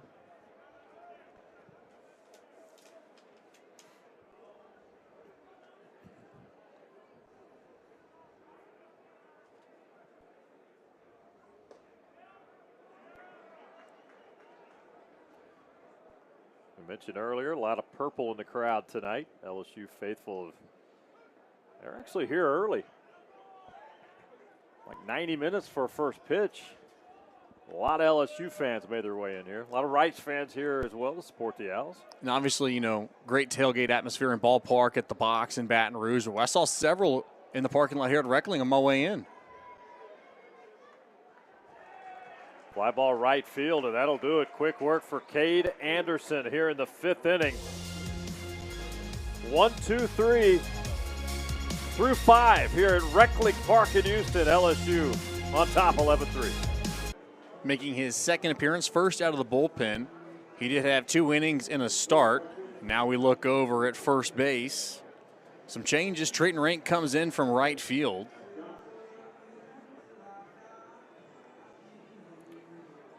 I think I noticed Brendan Cumming went from left to right. Let's see who's in left field now. That's Max Johnson taking over in left field, and then, yep, Cumming moving over to right field. So your line on Mayo, we talked about that start, 2 innings to his name, no decision, no ERA, 5 walks and 2 strikeouts.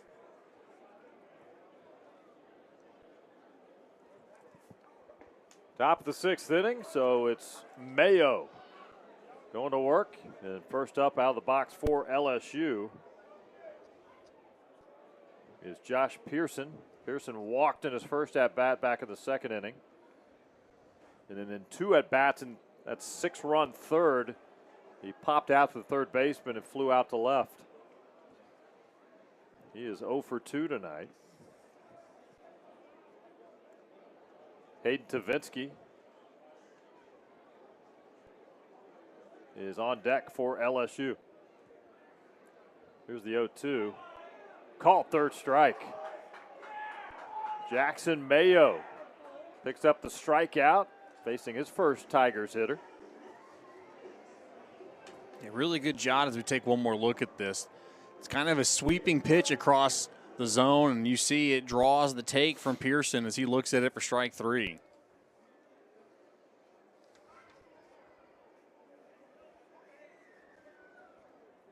Four strikeouts tonight for Owls pitching. Check that 5 now tonight for Rice. Hayden Travinsky now at the plate for LSU. Struck out looking in his last at-bat. Was hit by a pitch back in the 3rd and then a ground ball out, so he's 0 for 2 tonight.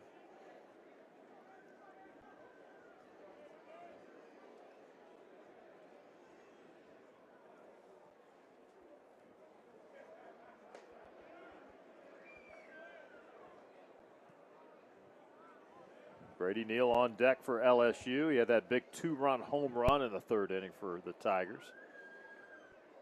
Got that 6-run frame underway for LSU.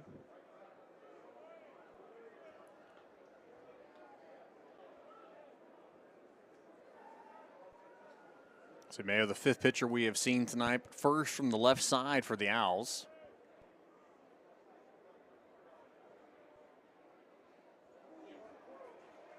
And you talked about, obviously, the Houston native. He prepped at nearby Memorial High School. He's a teammate of Owls, Ben Dukes, Jack Rydell, Matthew Rahame, and Tom Vincent. Yeah, a lot of talent there at Memorial High School for a number of years now. Travinsky takes ball 4, so he heads down to first base. with one out here in the 6th inning.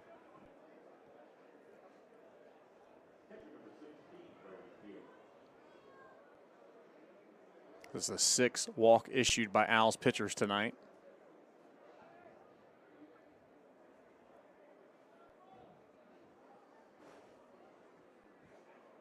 Here's Brady Neal, as I mentioned, had that big 2-run home run to right center field in the 3rd inning.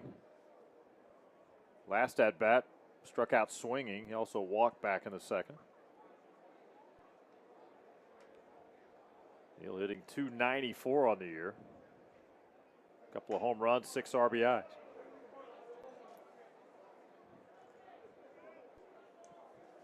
So LSU began the season all at home. So this is their first road trip. They just wrapped up a couple games against Stony Brook and Northern Illinois this past weekend. Both those programs came to town. Before that, Central Arkansas and VMI. And now here in Houston for the next few days. Royo. They get the force out at second base again. Felt like he was underneath that one, and the wind carried it a little bit deeper into left field. And you just saw him look up towards the sky, obviously, and you can see the wind pushing his jersey across as he walks back in from shallow left field. As we take one more look at it, it's skied out towards left field, and we see, obviously, Johnson coming in. Royo was ranging back there. He doesn't field it, but he does a great job of sticking with the play to field it on that hop and then kick the ball back into second to get the force out.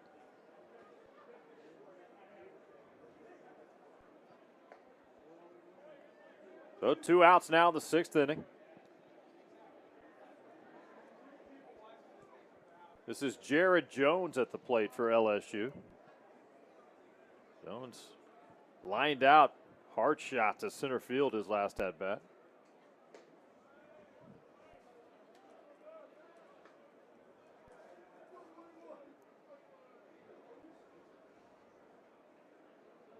You keep the inning alive. Mac Bingham is on deck for the Tigers. 11-3 lead for LSU. It's the 2-0 in there for a called strike.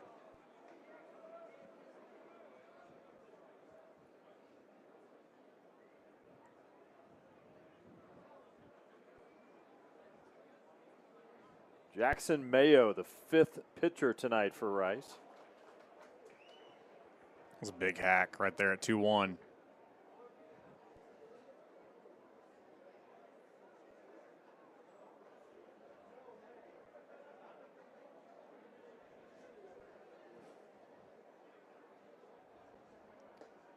Two, just outside.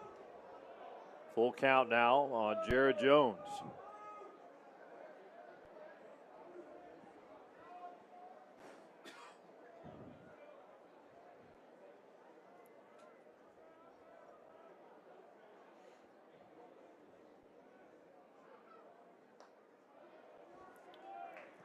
So Jones will head down to first base. 7th walk allowed now by Rice pitching.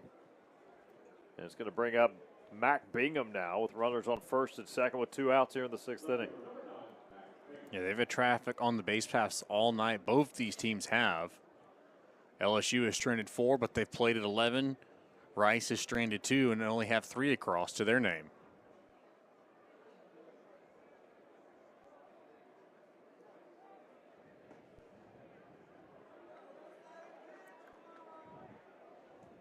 Mac Bingham hit by a pitch back in the 2nd inning, wound up scoring. And a single to left in the 3rd, also scored in that frame. He scored in the 2nd, 3rd, and 5th innings. He's been hit twice tonight.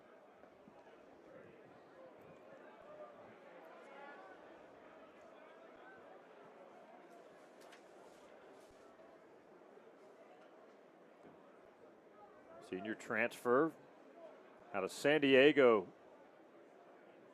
Torrey Pines High School, began his career there at Arizona. It's a good defensive swing by him right there to spoil that pitch. He got caught up out in front, but able to keep the bat through the zone just enough to find a piece of it.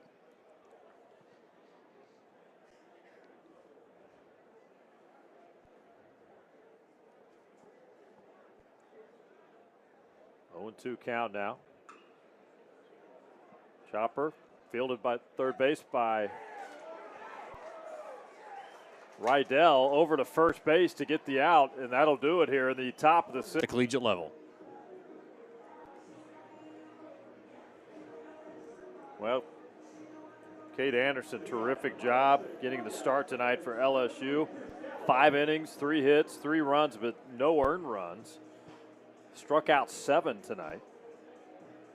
I'm not sure what his total pitch count was, but he was pretty efficient tonight. Good job by the left-hander.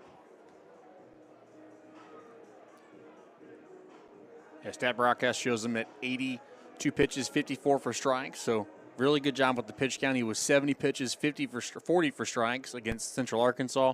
Very good job of being efficient in the zone today and keeping Rice off balance as he now hands the ball over to the pen.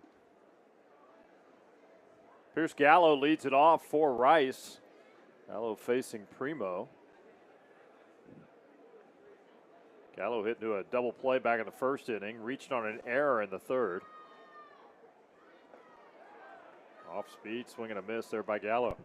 It'll be Gallo, Nathan Becker, and Manny Garza. 1, 2, 3 here in the 6th inning for Rice. Ground ball shortstop. Braswell fires over. Jared Jones out number 1 here in the 6th.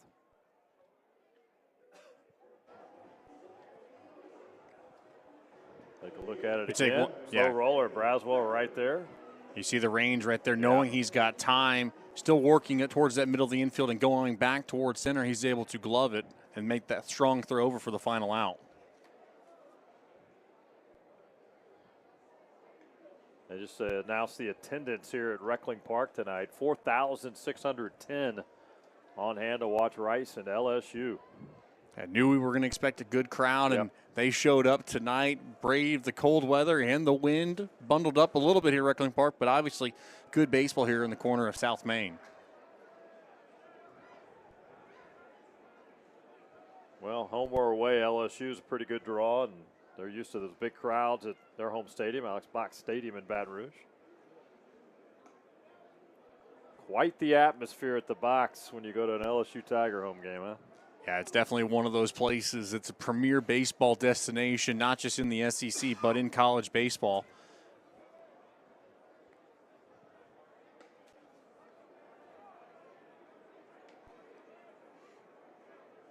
Nathan Becker struck out swinging in the second. Singled in the third inning. One of the 3 hits from the Owls offense here tonight.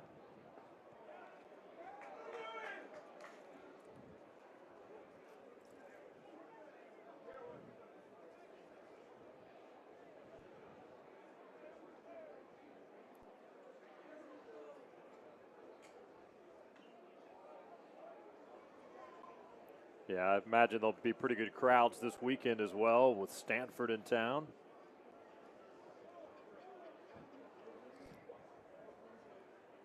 They'll be here Friday night, late afternoon on Saturday. Sharply hit ball into right field off the glove of Jared Jones. That trickles into right field. Well struck there by Nathan Becker, his 2nd hit of the night. And that's just a good job by Becker of protecting, the payoff pitch, knows it's coming. We see a fastball in the inner half of the plate, and he turns on it. It's a great effort by Jones, leaving his feet, trying to knock it down, but that ball comes off the bat so hard, ricochets off and goes out into right field.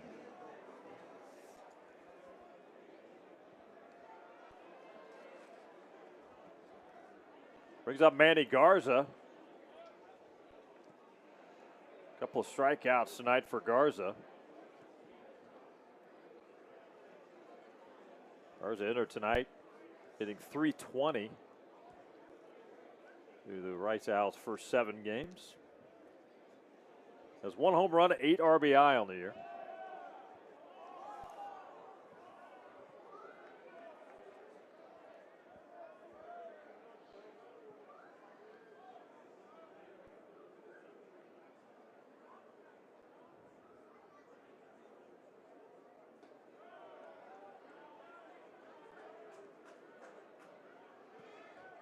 Jack Rydell on deck for the Rice Owls.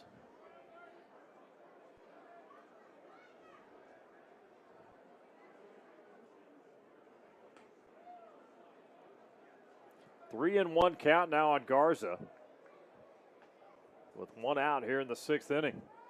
Owls with some work to do, down 8 runs right now, 11-3. Ground ball, that's going to get in there to right field. Back-to-back hits for the Rice Owls. And they got something going here in the sixth. And it's been their patience that has led them to this point here in this inning. Follow that ground out by Gallo. Was that 3-2 pitch to Becker? He shoots through the right side of the infield, and now 3-1 to Garza. Him getting an outside pitch and just taking it that way, also through the 34 hole on that side of the mound, or that side of the field, I should say, to put 2 on with 1 out.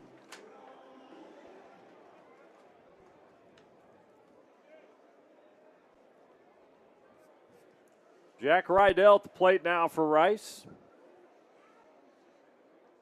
Runner in scoring position here with 1 out. Rydell walked back in the second inning, struck out swinging in the fourth.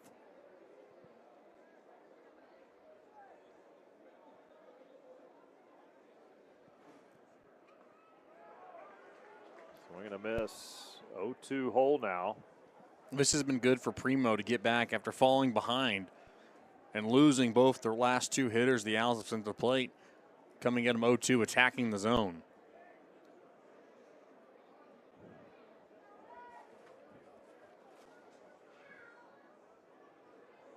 Rydell has homered in each of his last 3 home games, so shown some power here at Reckling Park. That one shoots through into left field as well. 3 consecutive hits, and that's going to bring in a run here as Nathan Becker crosses for the Owls. And it's an 11-4 lead now for LSU. And that's a great job of Rydell protecting down 2 strikes. Finds something he can drive and just puts it through that left side of the infield. Braswell was shaded behind second, and because of that shift, that ball is able to find enough real estate to get through on the left side of the infield, and that's how Nathan Becker comes home from second. 3 in the third innings, 3 hits, no runs across with no walks and 5 strikeouts. This is a guy that's been a career bullpen arm for the Tigers. Made 40 total appearances and 11 starts across his Tiger career. The career 5.78 ERA as he takes over.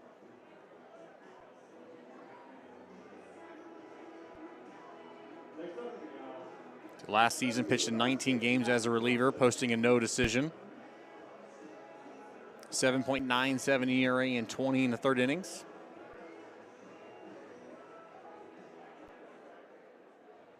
Pitching 18 games with 11 starts in 2022. So Dutton facing Max Johnson now. Max Johnson checked into the game.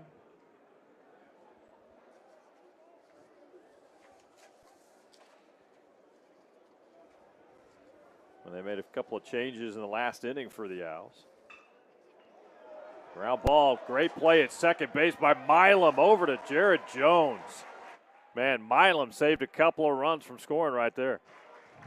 Yeah, Owls thought they were going to have another crooked inning, and they still might, but it's going to have to wait at least one more at bat behind the defensive effort by Milam on that ball deep on the right side of the infield. He does a great job of laying out to get it and then popping up to make a quick throw over to Jones for the second out, but there are 2 in scoring position. It's going to be a quick mound visit. Looks like this is to talk strategy in a certain situation based on how quick the call and Nate Yeski.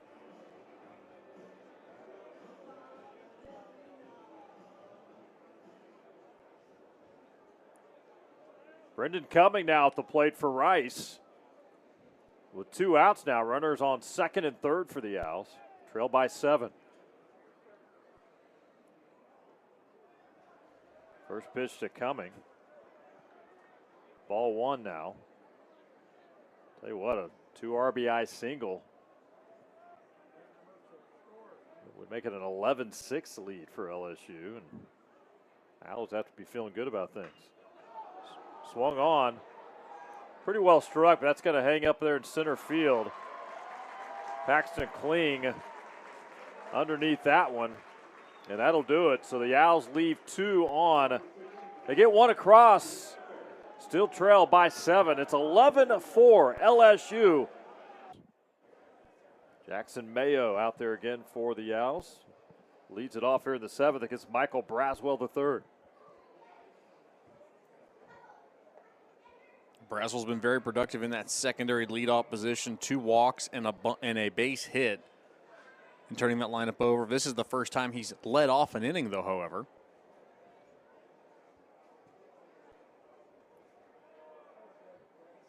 And a base hit to right field, wound up scoring in the 5th inning. Entered tonight, the junior hitting .238. Double, triple, home run, and 8 RBIs early in this season.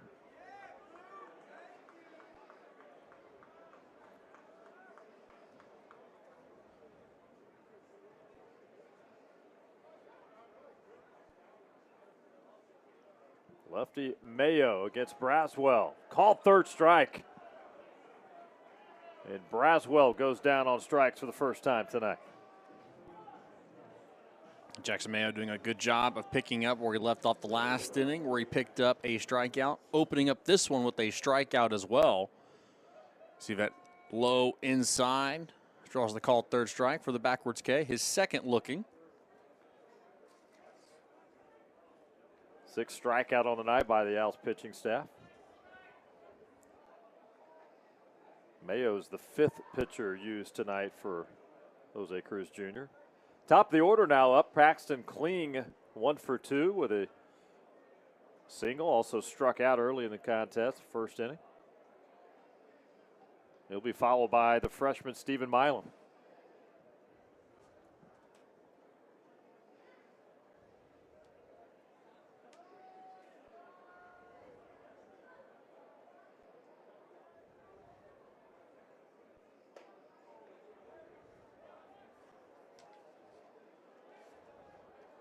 Wind has been a factor if you're just tuning in all night long here at Reckling Park.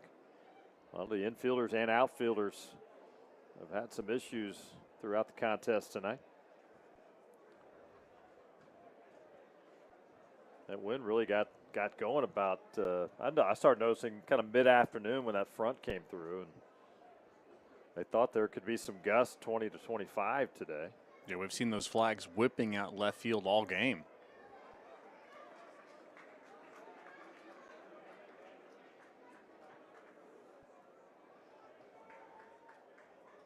Eighth walk of the night by the Owls pitching staff.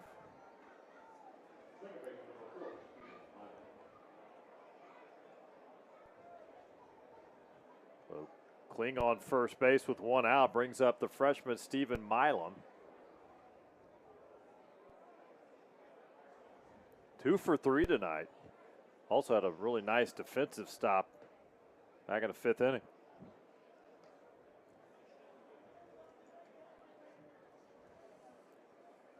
Yeah, that helped cap what could have been a big inning for the Owls, keep you to just 1 run home.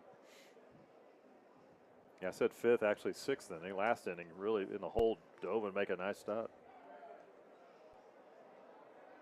Kling on the run. He is safe at second base after the attempt from Manny Garza. That's his That third. was a tough one, though. That ball was way outside. He was able to get it down there. Yeah, that's his 3rd stolen base of the season, and that worked out well in his favor as that pitch was off base, and so they were able to take advantage of move up. But we are going to have a challenge here. Rice wanting to take a look and take one more look. They want to see if they got him, and obviously with the situation like this, you got 2 to use. They're going to go ahead and use one here in the top of the 7th.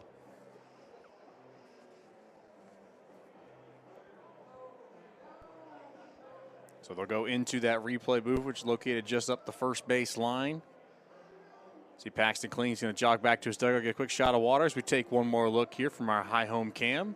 You're looking at that tag from Gallo as it comes home or comes to the bag, and you see right there that left hand.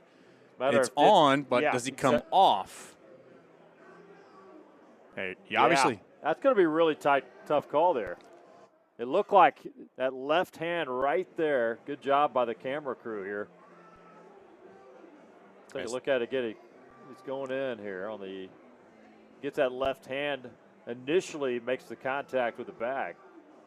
And they're going to need indisputable evidence to turn it over. The call on the field was safe, so we see right there the hand made contact, but looking at it, does it come off? And obviously the tag from Gallo on the backside as he comes through. Does he maintain contact with that hand before making the transfer to his foot? Look there, when you see his left hand, it looks like it's not making contact with the bag. Yeah, this one may be overturned here. Owls obviously thought they had an opportunity, and of course listening to Gallo who says, I got him, I know I got him. So you're going to take the word of your defensive player out there in the field. He's the one obviously applying the tag, and you can see right there he stayed with it the whole way, and you can see the hand obviously was with him, and he was quick to show that he had the ball in the glove. So Gallo talking the Owls into taking a look, and we'll wait to hear as they're getting ready to come back out.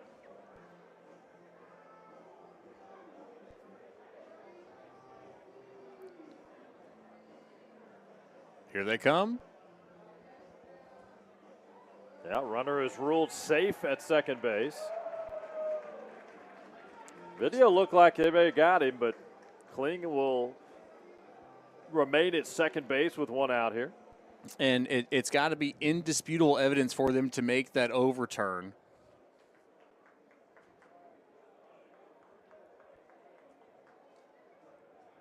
So earlier tonight, we announced the crowd 4,610 in the town. Just been handed a note that says tonight's crowd is the largest home crowd at Reckling Park since 5,478 saw Rice defeat number 3 Texas A&M 4-3 back on April 5th, 2016. It was a win over number 3 A&M tonight, hosting number 2 LSU.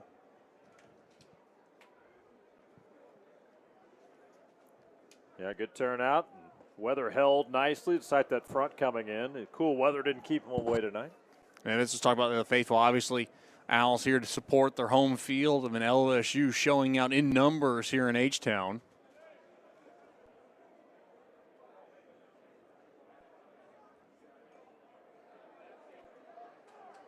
Swing and a miss by Milam. That is out number 2. The strikeout there from Jackson Mayo.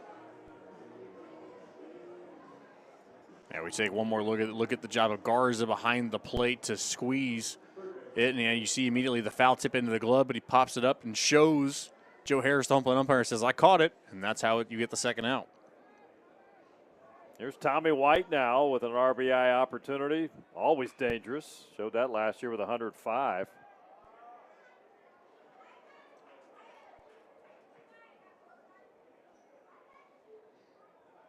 Led the nation in RBIs last season with 105. Just a phenomenal year, top to bottom for Tommy White. So obviously it's a foul ball, but the effort right here from Rydell, this throw across the diamond on the run, a bright spot for the Owls defensively here in 2024. As we await for White to walk back to first, or from first. White's 1 for 4 tonight. Struck out looking back in the 5th inning. Had that 2 RBI single in the 3rd. Part of a 6-run frame for LSU.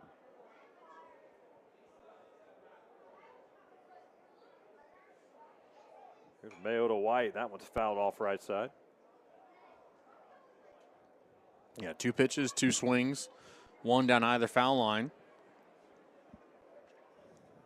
Now be forced to protect with an 0-2 count.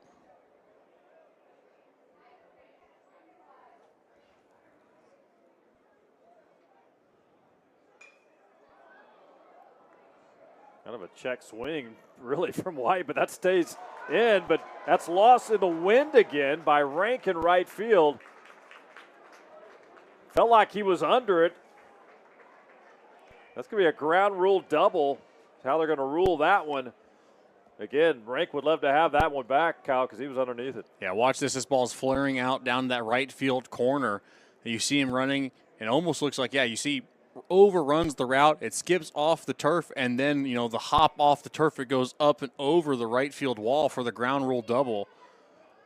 And they're also going to go ahead and lift White here for a pinch runner.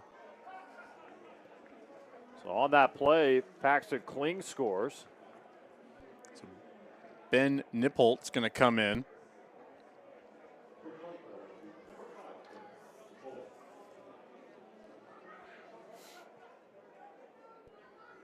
So Nipolt in for LSU with 2 outs.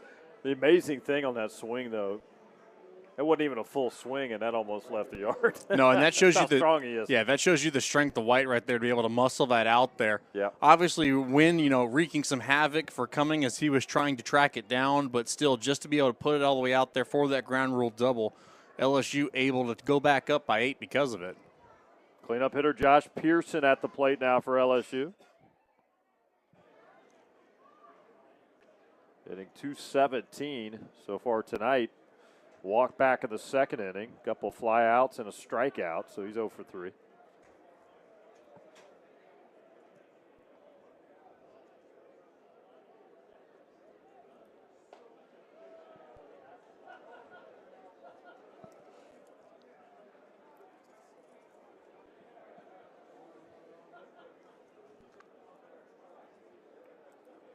Hayden Trevitsky on deck for LSU. Inside, nearly got a piece of Pearson.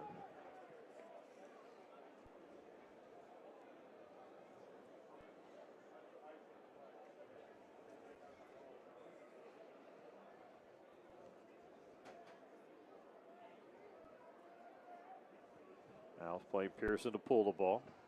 And inside, he'll take the walk for first and second now with 2 outs. Walk number 9 tonight for the Owls pitching staff.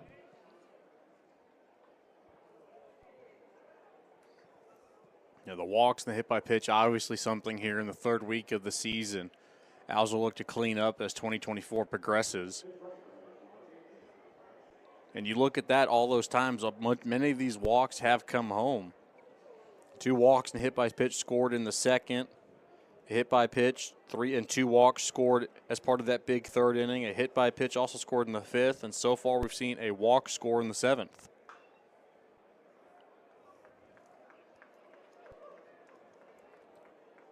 Here's Trevitsky.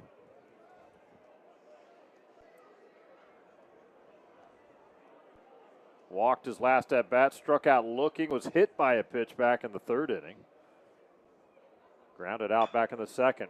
Sharply hit ball through the hole into left center field. That'll bring in a run.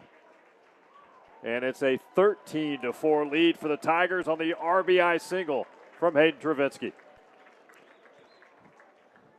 It's an 0-1 pitch, just finding something he can drive, and obviously he's seeing the ball very well tonight, and we've seen him put the ball in play for the first time off the new pitcher, off Jackson Mayo. He's able to tune this ball up nicely for the single, but brings home another. So when they have scored, they've scored in bunches, 3 in the 2nd, 6 in the 3rd, 2 more, beg your pardon, in the 5th, and then now 2 here in the 7th. Brady Neal. He had the big blast to right center field back in the 3rd inning. Just crushed it. Also singled in the 6th inning, so nice evening at the plate for Brady Neal.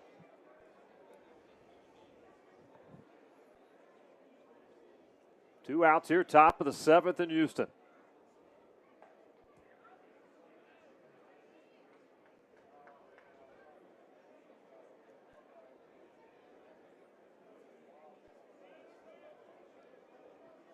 Runners on the corners for LSU here.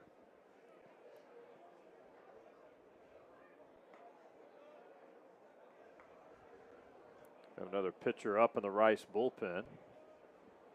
But for now belongs to Jackson Mayo. Mayo, the 5th pitcher used for Rice tonight here against LSU. There's 2-1, swung on, fly ball, deep right field. See you later. Another home run by Brady Neal, his 2nd of the night. That one probably even a bigger blast than his one earlier. He had 3 home runs all of last season in 26 games. He now has his 3rd, 2nd of the night, but 3rd on the season through the first 8 games here in 2024. So glad to have him healthy for the Tigers and obviously doing things behind the plate defensively, but also just like this with his second long ball of the bat hitting off the scoreboard in right center.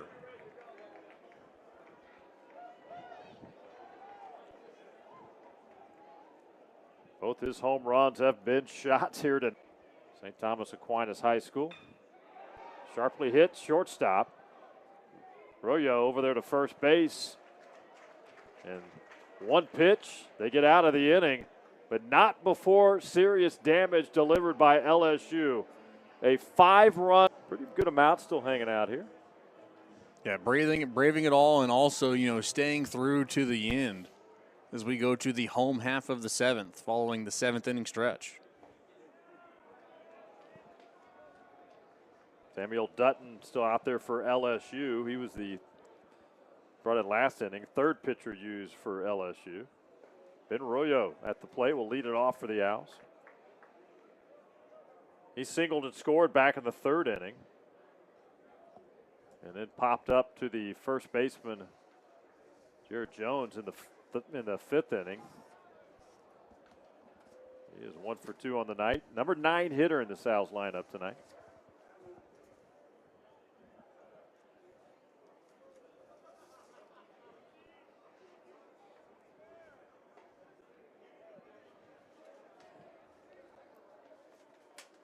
Obviously, a lot of tough competition the Owls have faced in the early goings of 2024. Home series against Notre Dame. Also welcome Sam Houston midweek.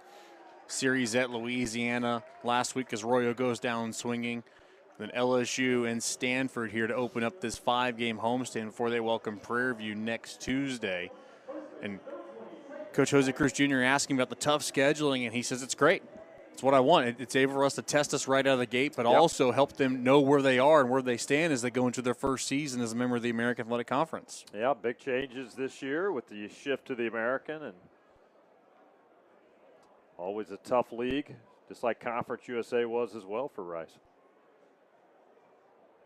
Top of the order, Trayton Rank now at the plate for the Rice Owls. Struck out looking back in the fifth. Was hit by a pitch in the third. Ground ball out in the first. He is 0 for 2 tonight. And a base hit to right field for Trayton Rank. And that is the 7th hit tonight for Rice.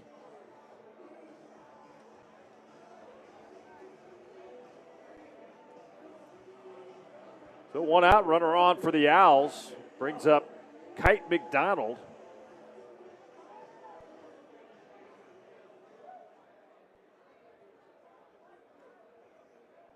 Got an infield hit in the first inning.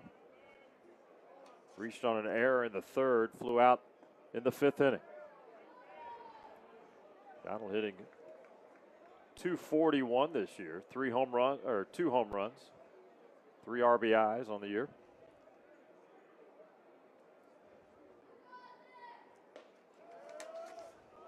First college season off and running.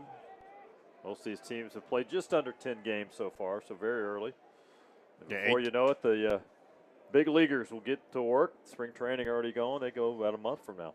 Yeah, spring training underway already. Great time for baseball fans as we've turned the corner from football and Super Bowl. Obviously, this is that crossover season. We have a lot of sports at college athletics underway.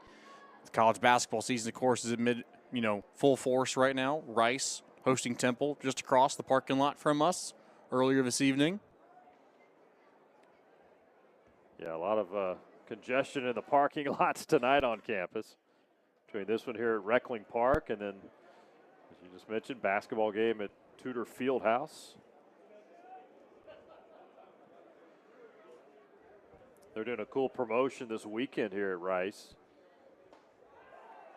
Called third strike. McDonald down on strikes and out number 2 here in the 7th inning. So Stanford is in town. They'll play. Take a look at this play first. There's the last pitch. Yeah, you see him just freeze him over that outside corner. He looks at it. You see the grimace, of course, frustration as he walks back to that first base dugout. Pierce Gallo now at the plate for the Rice Owls. So Stanford's coming here Saturday night, 6:30 first pitch for the opener of that series. And then Rice is doing something pretty cool, make a day of it here at Rice on campus. You got a women's basketball game at 2 o'clock Saturday. And if you attend that, you can come over here and watch the 4:30 game against Stanford. Yeah, make a day of it here at Rice. It was just show your tickets to get in. Yep. And then be able to come over as we look at the line on Dutton tonight, inning in a third with a hit, 2 strikeouts to his name. Been a night of big innings for the LSU Tigers. Called strike on Gallo. Evens the count 2-2. Or I'm sorry, 1-2 now. 3-run second, 6-run third. 2 in the fifth, 5 in the seventh for Rice. Sharply hit ball off the glove of the first baseman. Back over to Milam, who fires to get the out. Wow. Couldn't have hit that one any harder, but that'll do it for Rice in the 7th inning. Take a look at it one more time. Things are going the Tigers' way tonight here at Reckling Park in Houston. We head to the 8th. It is 16-4 Tigers. Weatherford College now landing at Rice, play for the Owls.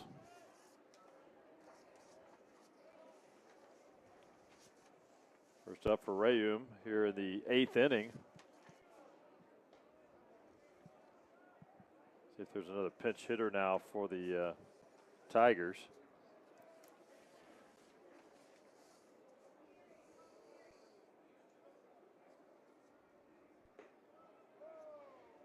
Zeb Ruddle at the plate for LSU.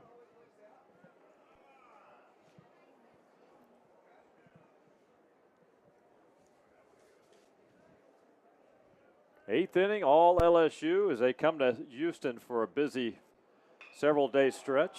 Swung on, well hit, but foul into the Rice Owls bullpen. LSU will have tomorrow off, as will Rice, for both teams resume action on Friday. Rice will be right here at Reckling Park against Stanford, while LSU will begin play in the Minute Maid Park Classic this weekend through their Astros Foundation. It's a great field in that tournament, by the way. They're going to play Texas Friday night. Texas, Louisiana Lafayette, and Texas State are who they'll face, but also in the field you have teams like Vanderbilt. The University of Houston's playing in that tournament as well. Always a good tournament there at Minute Maid Park.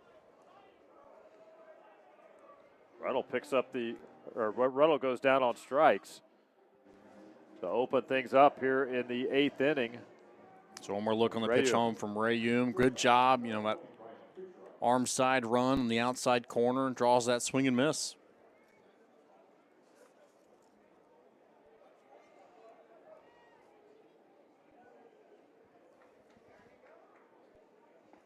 That is strikeout number 8 on the night for Rice Owls pitching.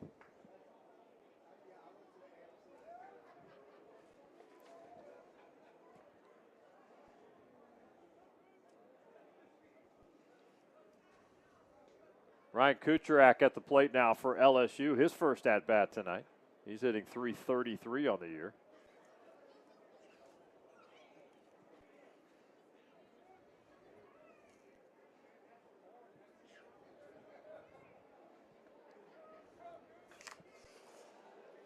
Kucherak pinch hitting for the shortstop, Michael Braswell III. Braswell had a good night at the plate.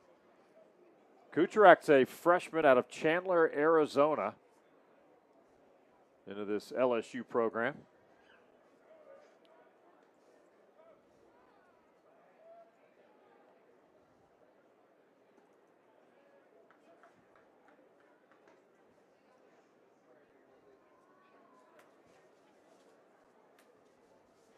So Rice with 3 against Stanford, home against Prairie View next week, and then 4 in Honolulu, where they take on Hawaii on a nice little getaway there to Honolulu, play some baseball. They'll actually get a workout day in, and then 4 games against Hawaii.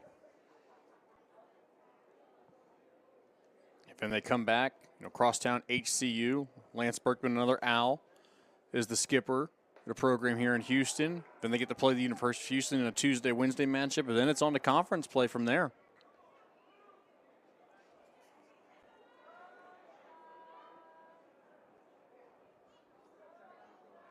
Kucherak takes the walk there. That one got away from Rayu. He just did a good job. Watch the bat head. He's able to, he knows he's going down. He drops the bat head down. 10th walk of the night for the Rice pitching staff.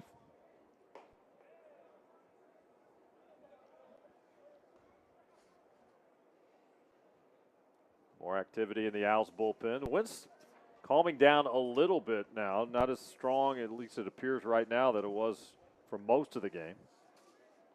But still a factor tonight. Top of the order, this is Paxton Kling. Hitting .409 entering tonight. He had a 2 RBI single back in the second inning.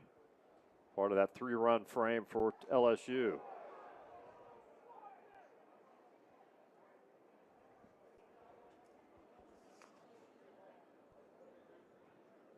Thought for a second they got a piece of Kling. Obviously it did not. Got past. It certainly sounded like it made a noise. Yeah, maybe it hit his bat here. Yeah, Let's take a look at it. Looks like it's just the stab of the glove for Garza that made the sound.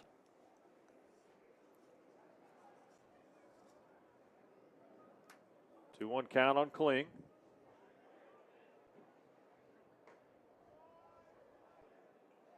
Runner advanced on that. So Kucherak's at second base now with one out.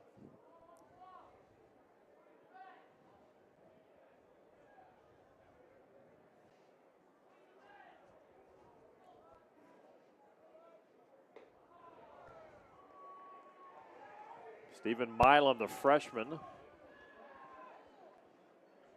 coming up now for LSU.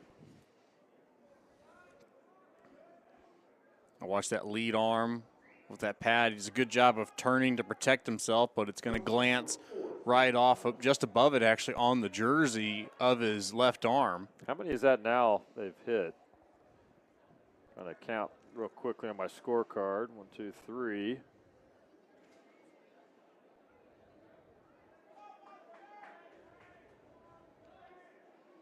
That 4 or 5 times this year, or tonight? I have that as being the 5th, but it's too many.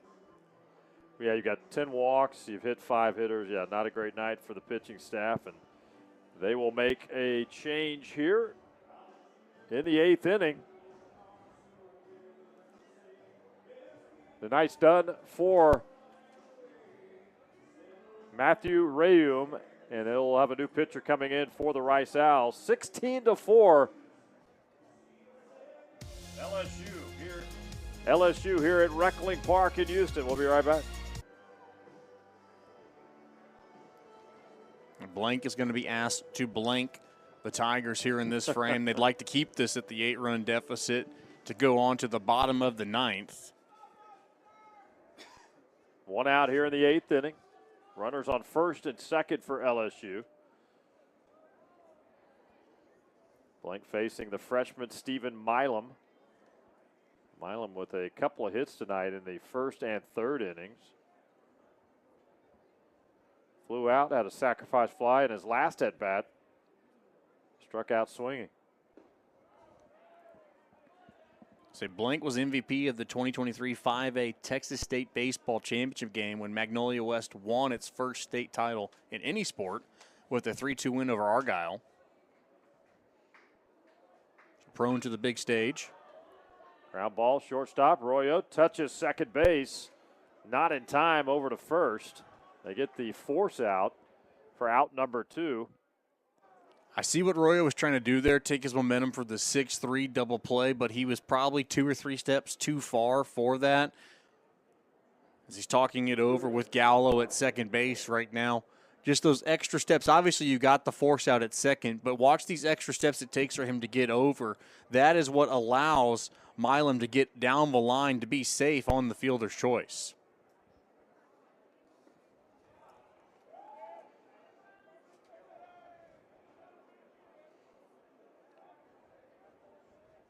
Vandenpolt at the plate now for LSU, hitting .200 on the year.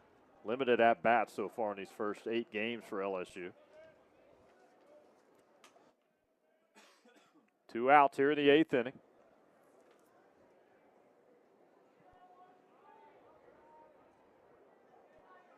Bolt out of St. Paul, Minnesota.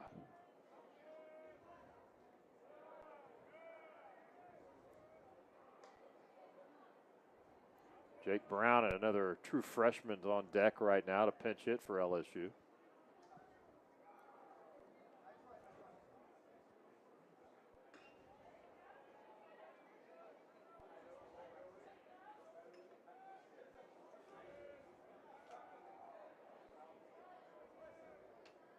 Two-two count now with 2 outs.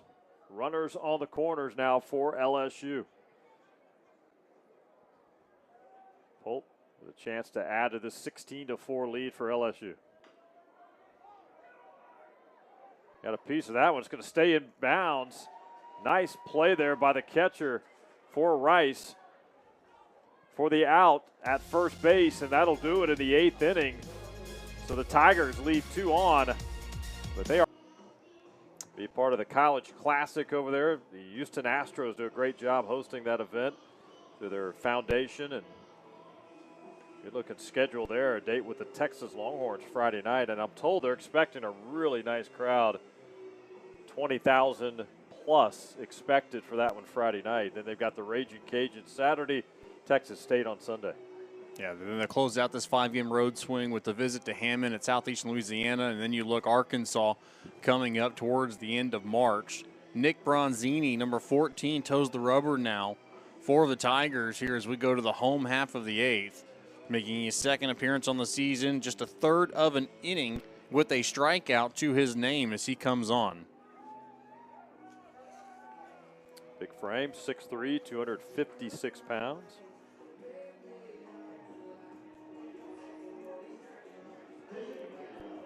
A lot of lineup changes last few innings for both teams, getting some playing time. Especially a lot of these young players for both LSU and Rice. Including a pinch hitter right here. Trey Duffield will pinch off to lead things off. Houston area product from Straight Jesuit High School. Another good power program in the greater Houston area.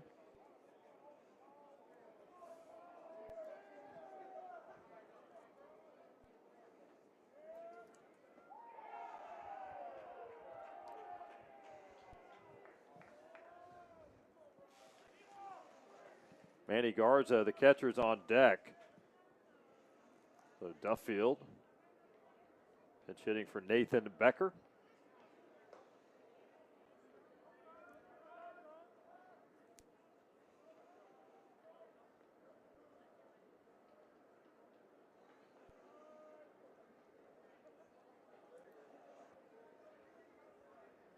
Here's the 1-2 to Duffield.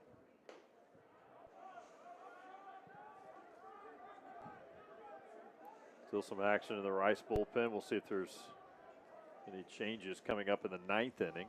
Yeah, potentially may see one more owl. Would be their 9th pitcher.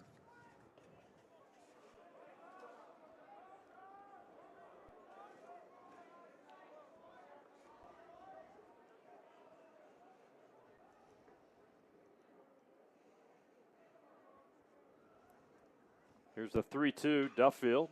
Swung on. Foul ball right side. Over the stands and past the roost here right at Reckling Park. So as Bronzini battles his first batter, your final line on Dutton, an inning and 2/3 with a hit and 2 strikeouts across 21 pitches.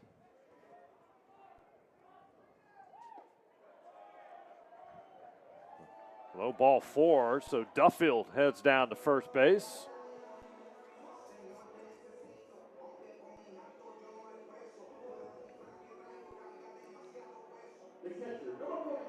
Brings up catcher Manny Garza now for Rice. Single to right in his last at bat in the 6th inning. Prior to that, a couple of strikeouts in the 2nd and 3rd inning. Hitting .321 to start this new season.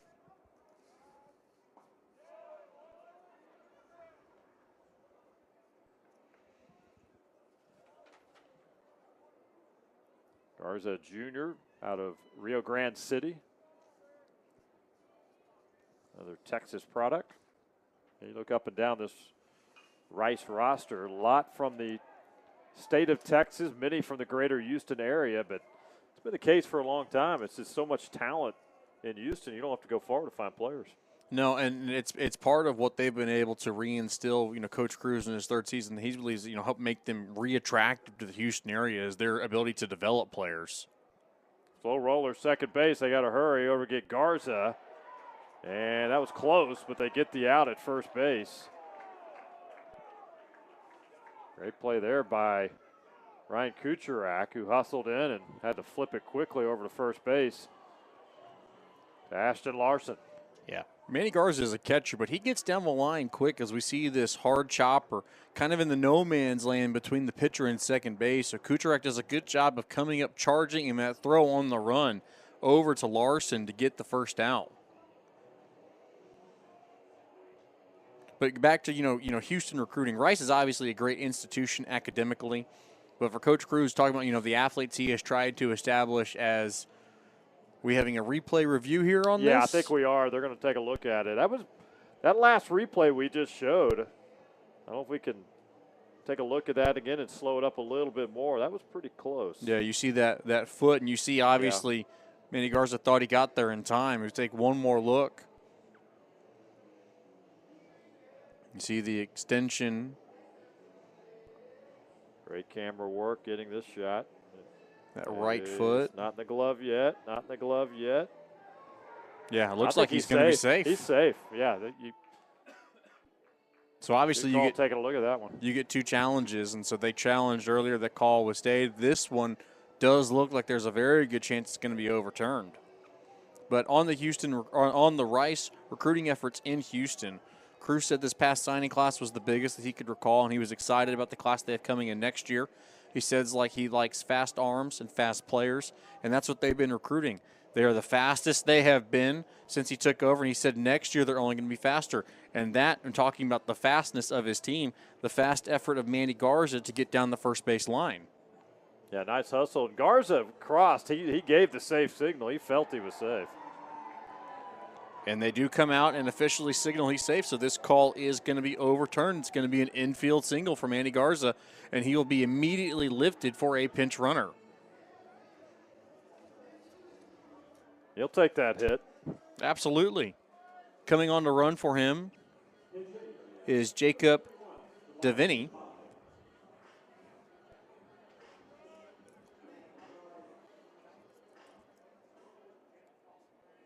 Pitch hitting now is Tobias Motley.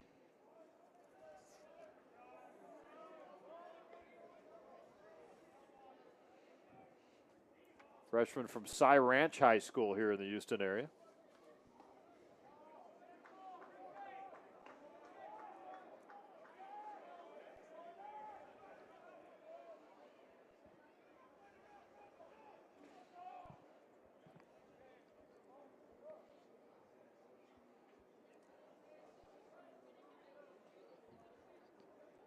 No outs here in the eighth inning. Couple of runners on for Rice.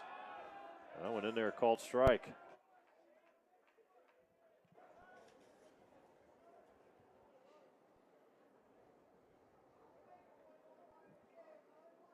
Saw Motley a little bit during pregame over at third base. Good glove and strong arm. He's got a bright future here, I think. Coming from a solid program there in the northwest part of Houston, the Cy-Fair ISD district, Cy Ranch, longtime power program here in the Houston area. And keeping recruits home is a big point of contention for Jose Cruz and a focus of theirs. Of course, he is someone that gave Todd Graham immediate credibility when he, as a local standout, chose to stay at Rice. Motley down on strikes, out number one here in the eighth inning. When we look at the pitch to Motley, and you see Good job of just changing his eyes, drawing that swing and miss for the first out.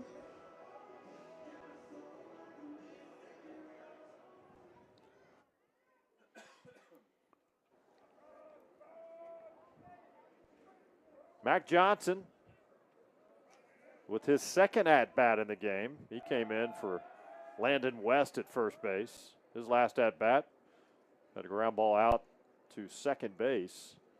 RBI opportunity here. Runners on first and second with one out for Rice.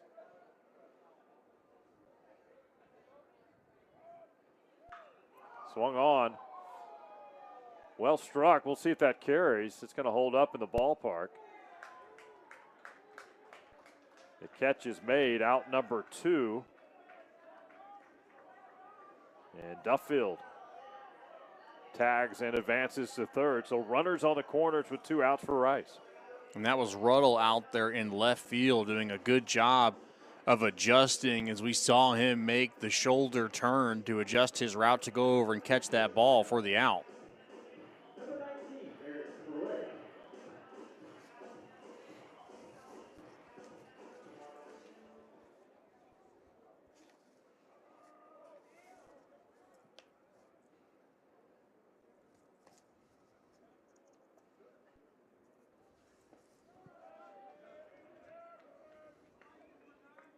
This is Eric Correa at the plate now for Rice, freshman from Puerto Rico through Montverde Academy.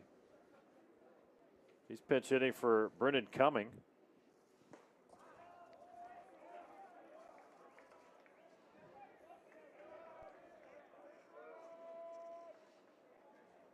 Looking through the game notes, next year, Rice is already a part of a big tournament, early tournament in Puerto Rico. So they're getting into the college baseball game there as well. Called third strike on Correa. And that is out number 3 here in the 8th inning. Owls leave a couple on. 16-4, LSU. 4, 5, and 6. Jake Brown, Hayden Travinsky, and Brady Neal are due up here for the Tigers. It's their final 3 offensive outs in the first of 4 games here in the city of Houston.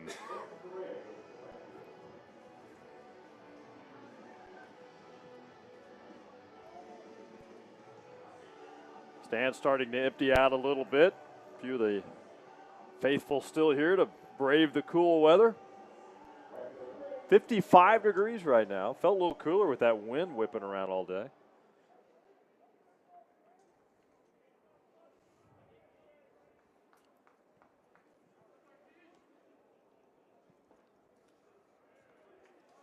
Started off here in the 9th inning. Jake Brown at the plate, freshman out of Sulphur, Louisiana.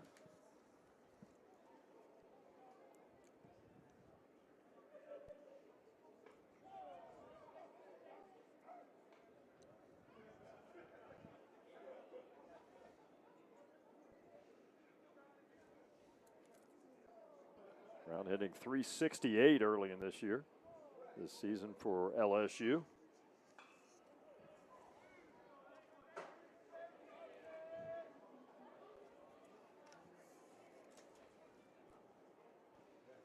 LSU off tomorrow, but they'll be at Minute Maid Park with all the other teams taking part in the Minute Maid Park Classic. For each of them gets about an hour of a workout time. Swung on, fly ball right field. That'll stay in. And out number 1 here in the 9th inning. It's a good job of DeGlant to come on and just fill up the strike zone. Obviously, it was given a ride out to that right center gap. But Correa does a good job of getting under it to glove it for the first out.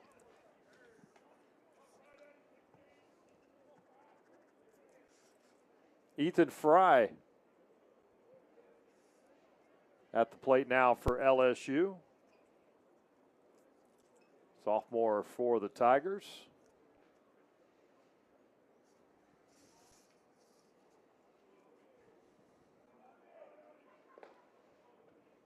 First pitch in there, called strike.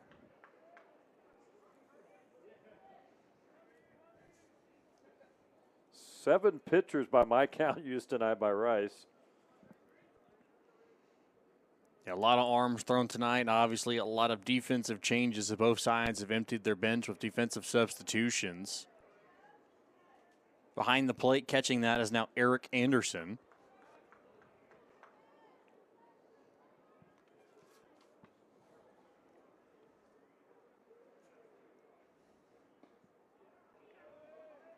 It's outside 1-2 now on Fry.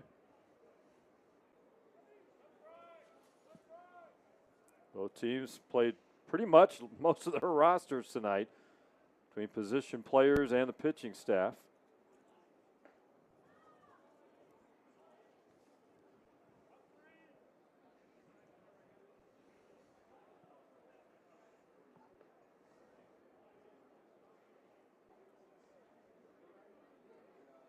Rice and Stanford this weekend here at Reckling Park. LSU at Minute Maid Park. Swing and a miss and a strikeout there, out number 2 here in the 9th inning. It's also a tournament in Southwest Houston in this Sugarland area. Another 5 or 6 college teams in town for that tournament. Good job of the off-speed pitch over the outside corner. Yeah, good movement there. So fly out and a strikeout so far.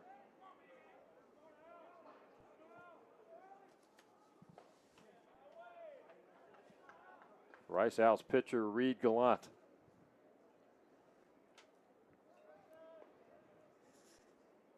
From Flower Mound Marcus High School up there in the Dallas-Fort Worth area.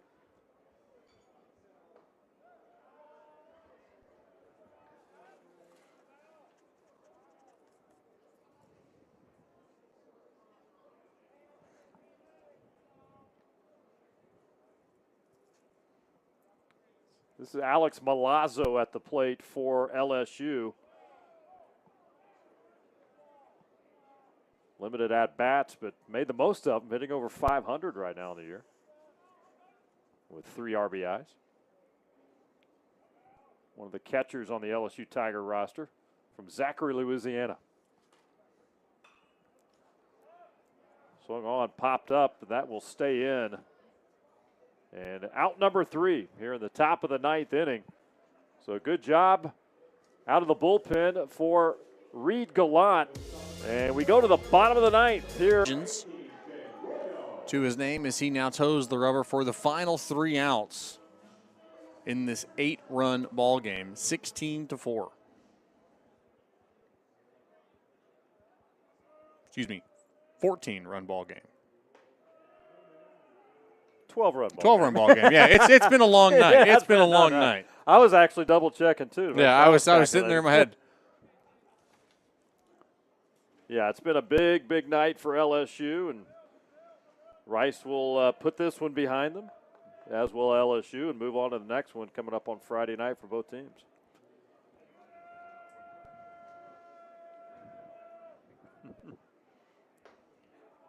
Ben Royo at the plate for the Rice Owls, hitting .217. Number 9 hitter in the lineup. He had a single and scored back in the 3rd inning. Popped up to the first baseman in the 5th, struck out looking in the 7th.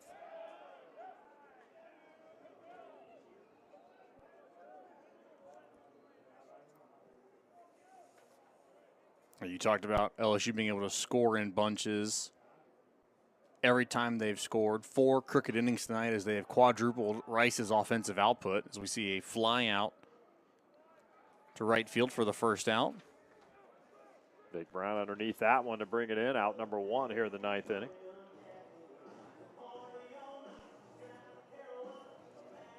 LSU pitchers have struck out 9 Owls tonight. They've used 5 pitchers. Helmer's being the 5th one here. Trayton Rink at the plate, leadoff hitter. Began tonight as the starting right fielder and then moved over to first base. Singled in his last at-bat in the 7th inning. That's his lone hit of the night. 4 runs, 8 hits for the Rice Owls. 16 runs, 11 hits for LSU tonight.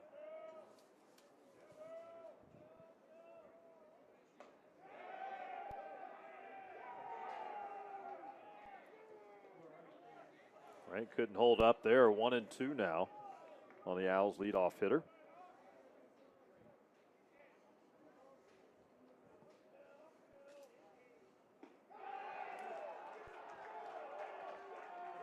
Excitement coming from the LSU dugout as they have the Owls down to their final out. Yeah, strikeout number 10 tonight for LSU as Rank goes chasing on that one. Yeah, dirty spinner of the outside corner, and you see him out on his front foot going after it.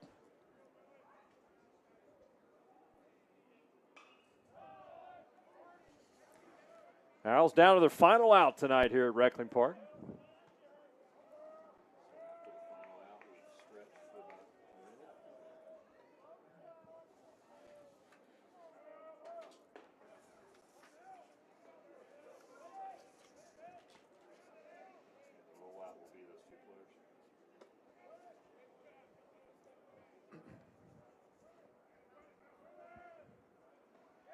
The 1-1 called strike. 1-2 count now on Kite McDonald.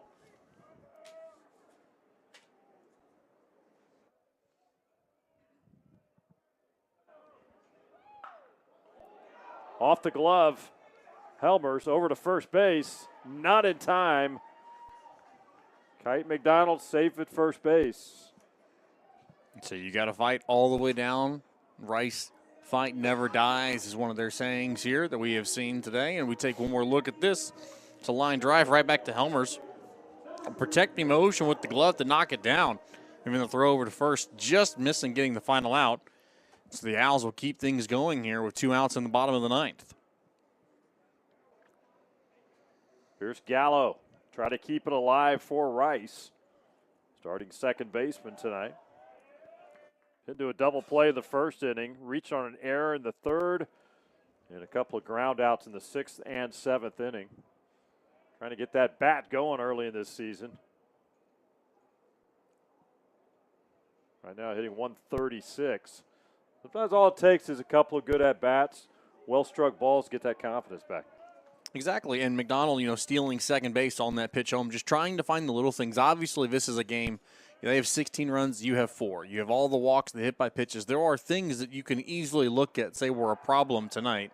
But what you can focus on is whatever bright spots you can. And it's how you were able to push a run across, 3 runs across against Kate Anderson, taking advantage of errors, meaning when they made mistakes, you capitalized. And then here, continuing to fight all the way down to the end, a hustle single in the 9th inning. Called third strike, and that'll do it. As Pierce Gallo goes down on strikes. The 11th recorded by the LSU pitching staff tonight. And that'll do it here at Reckling Park tonight as the LSU Tigers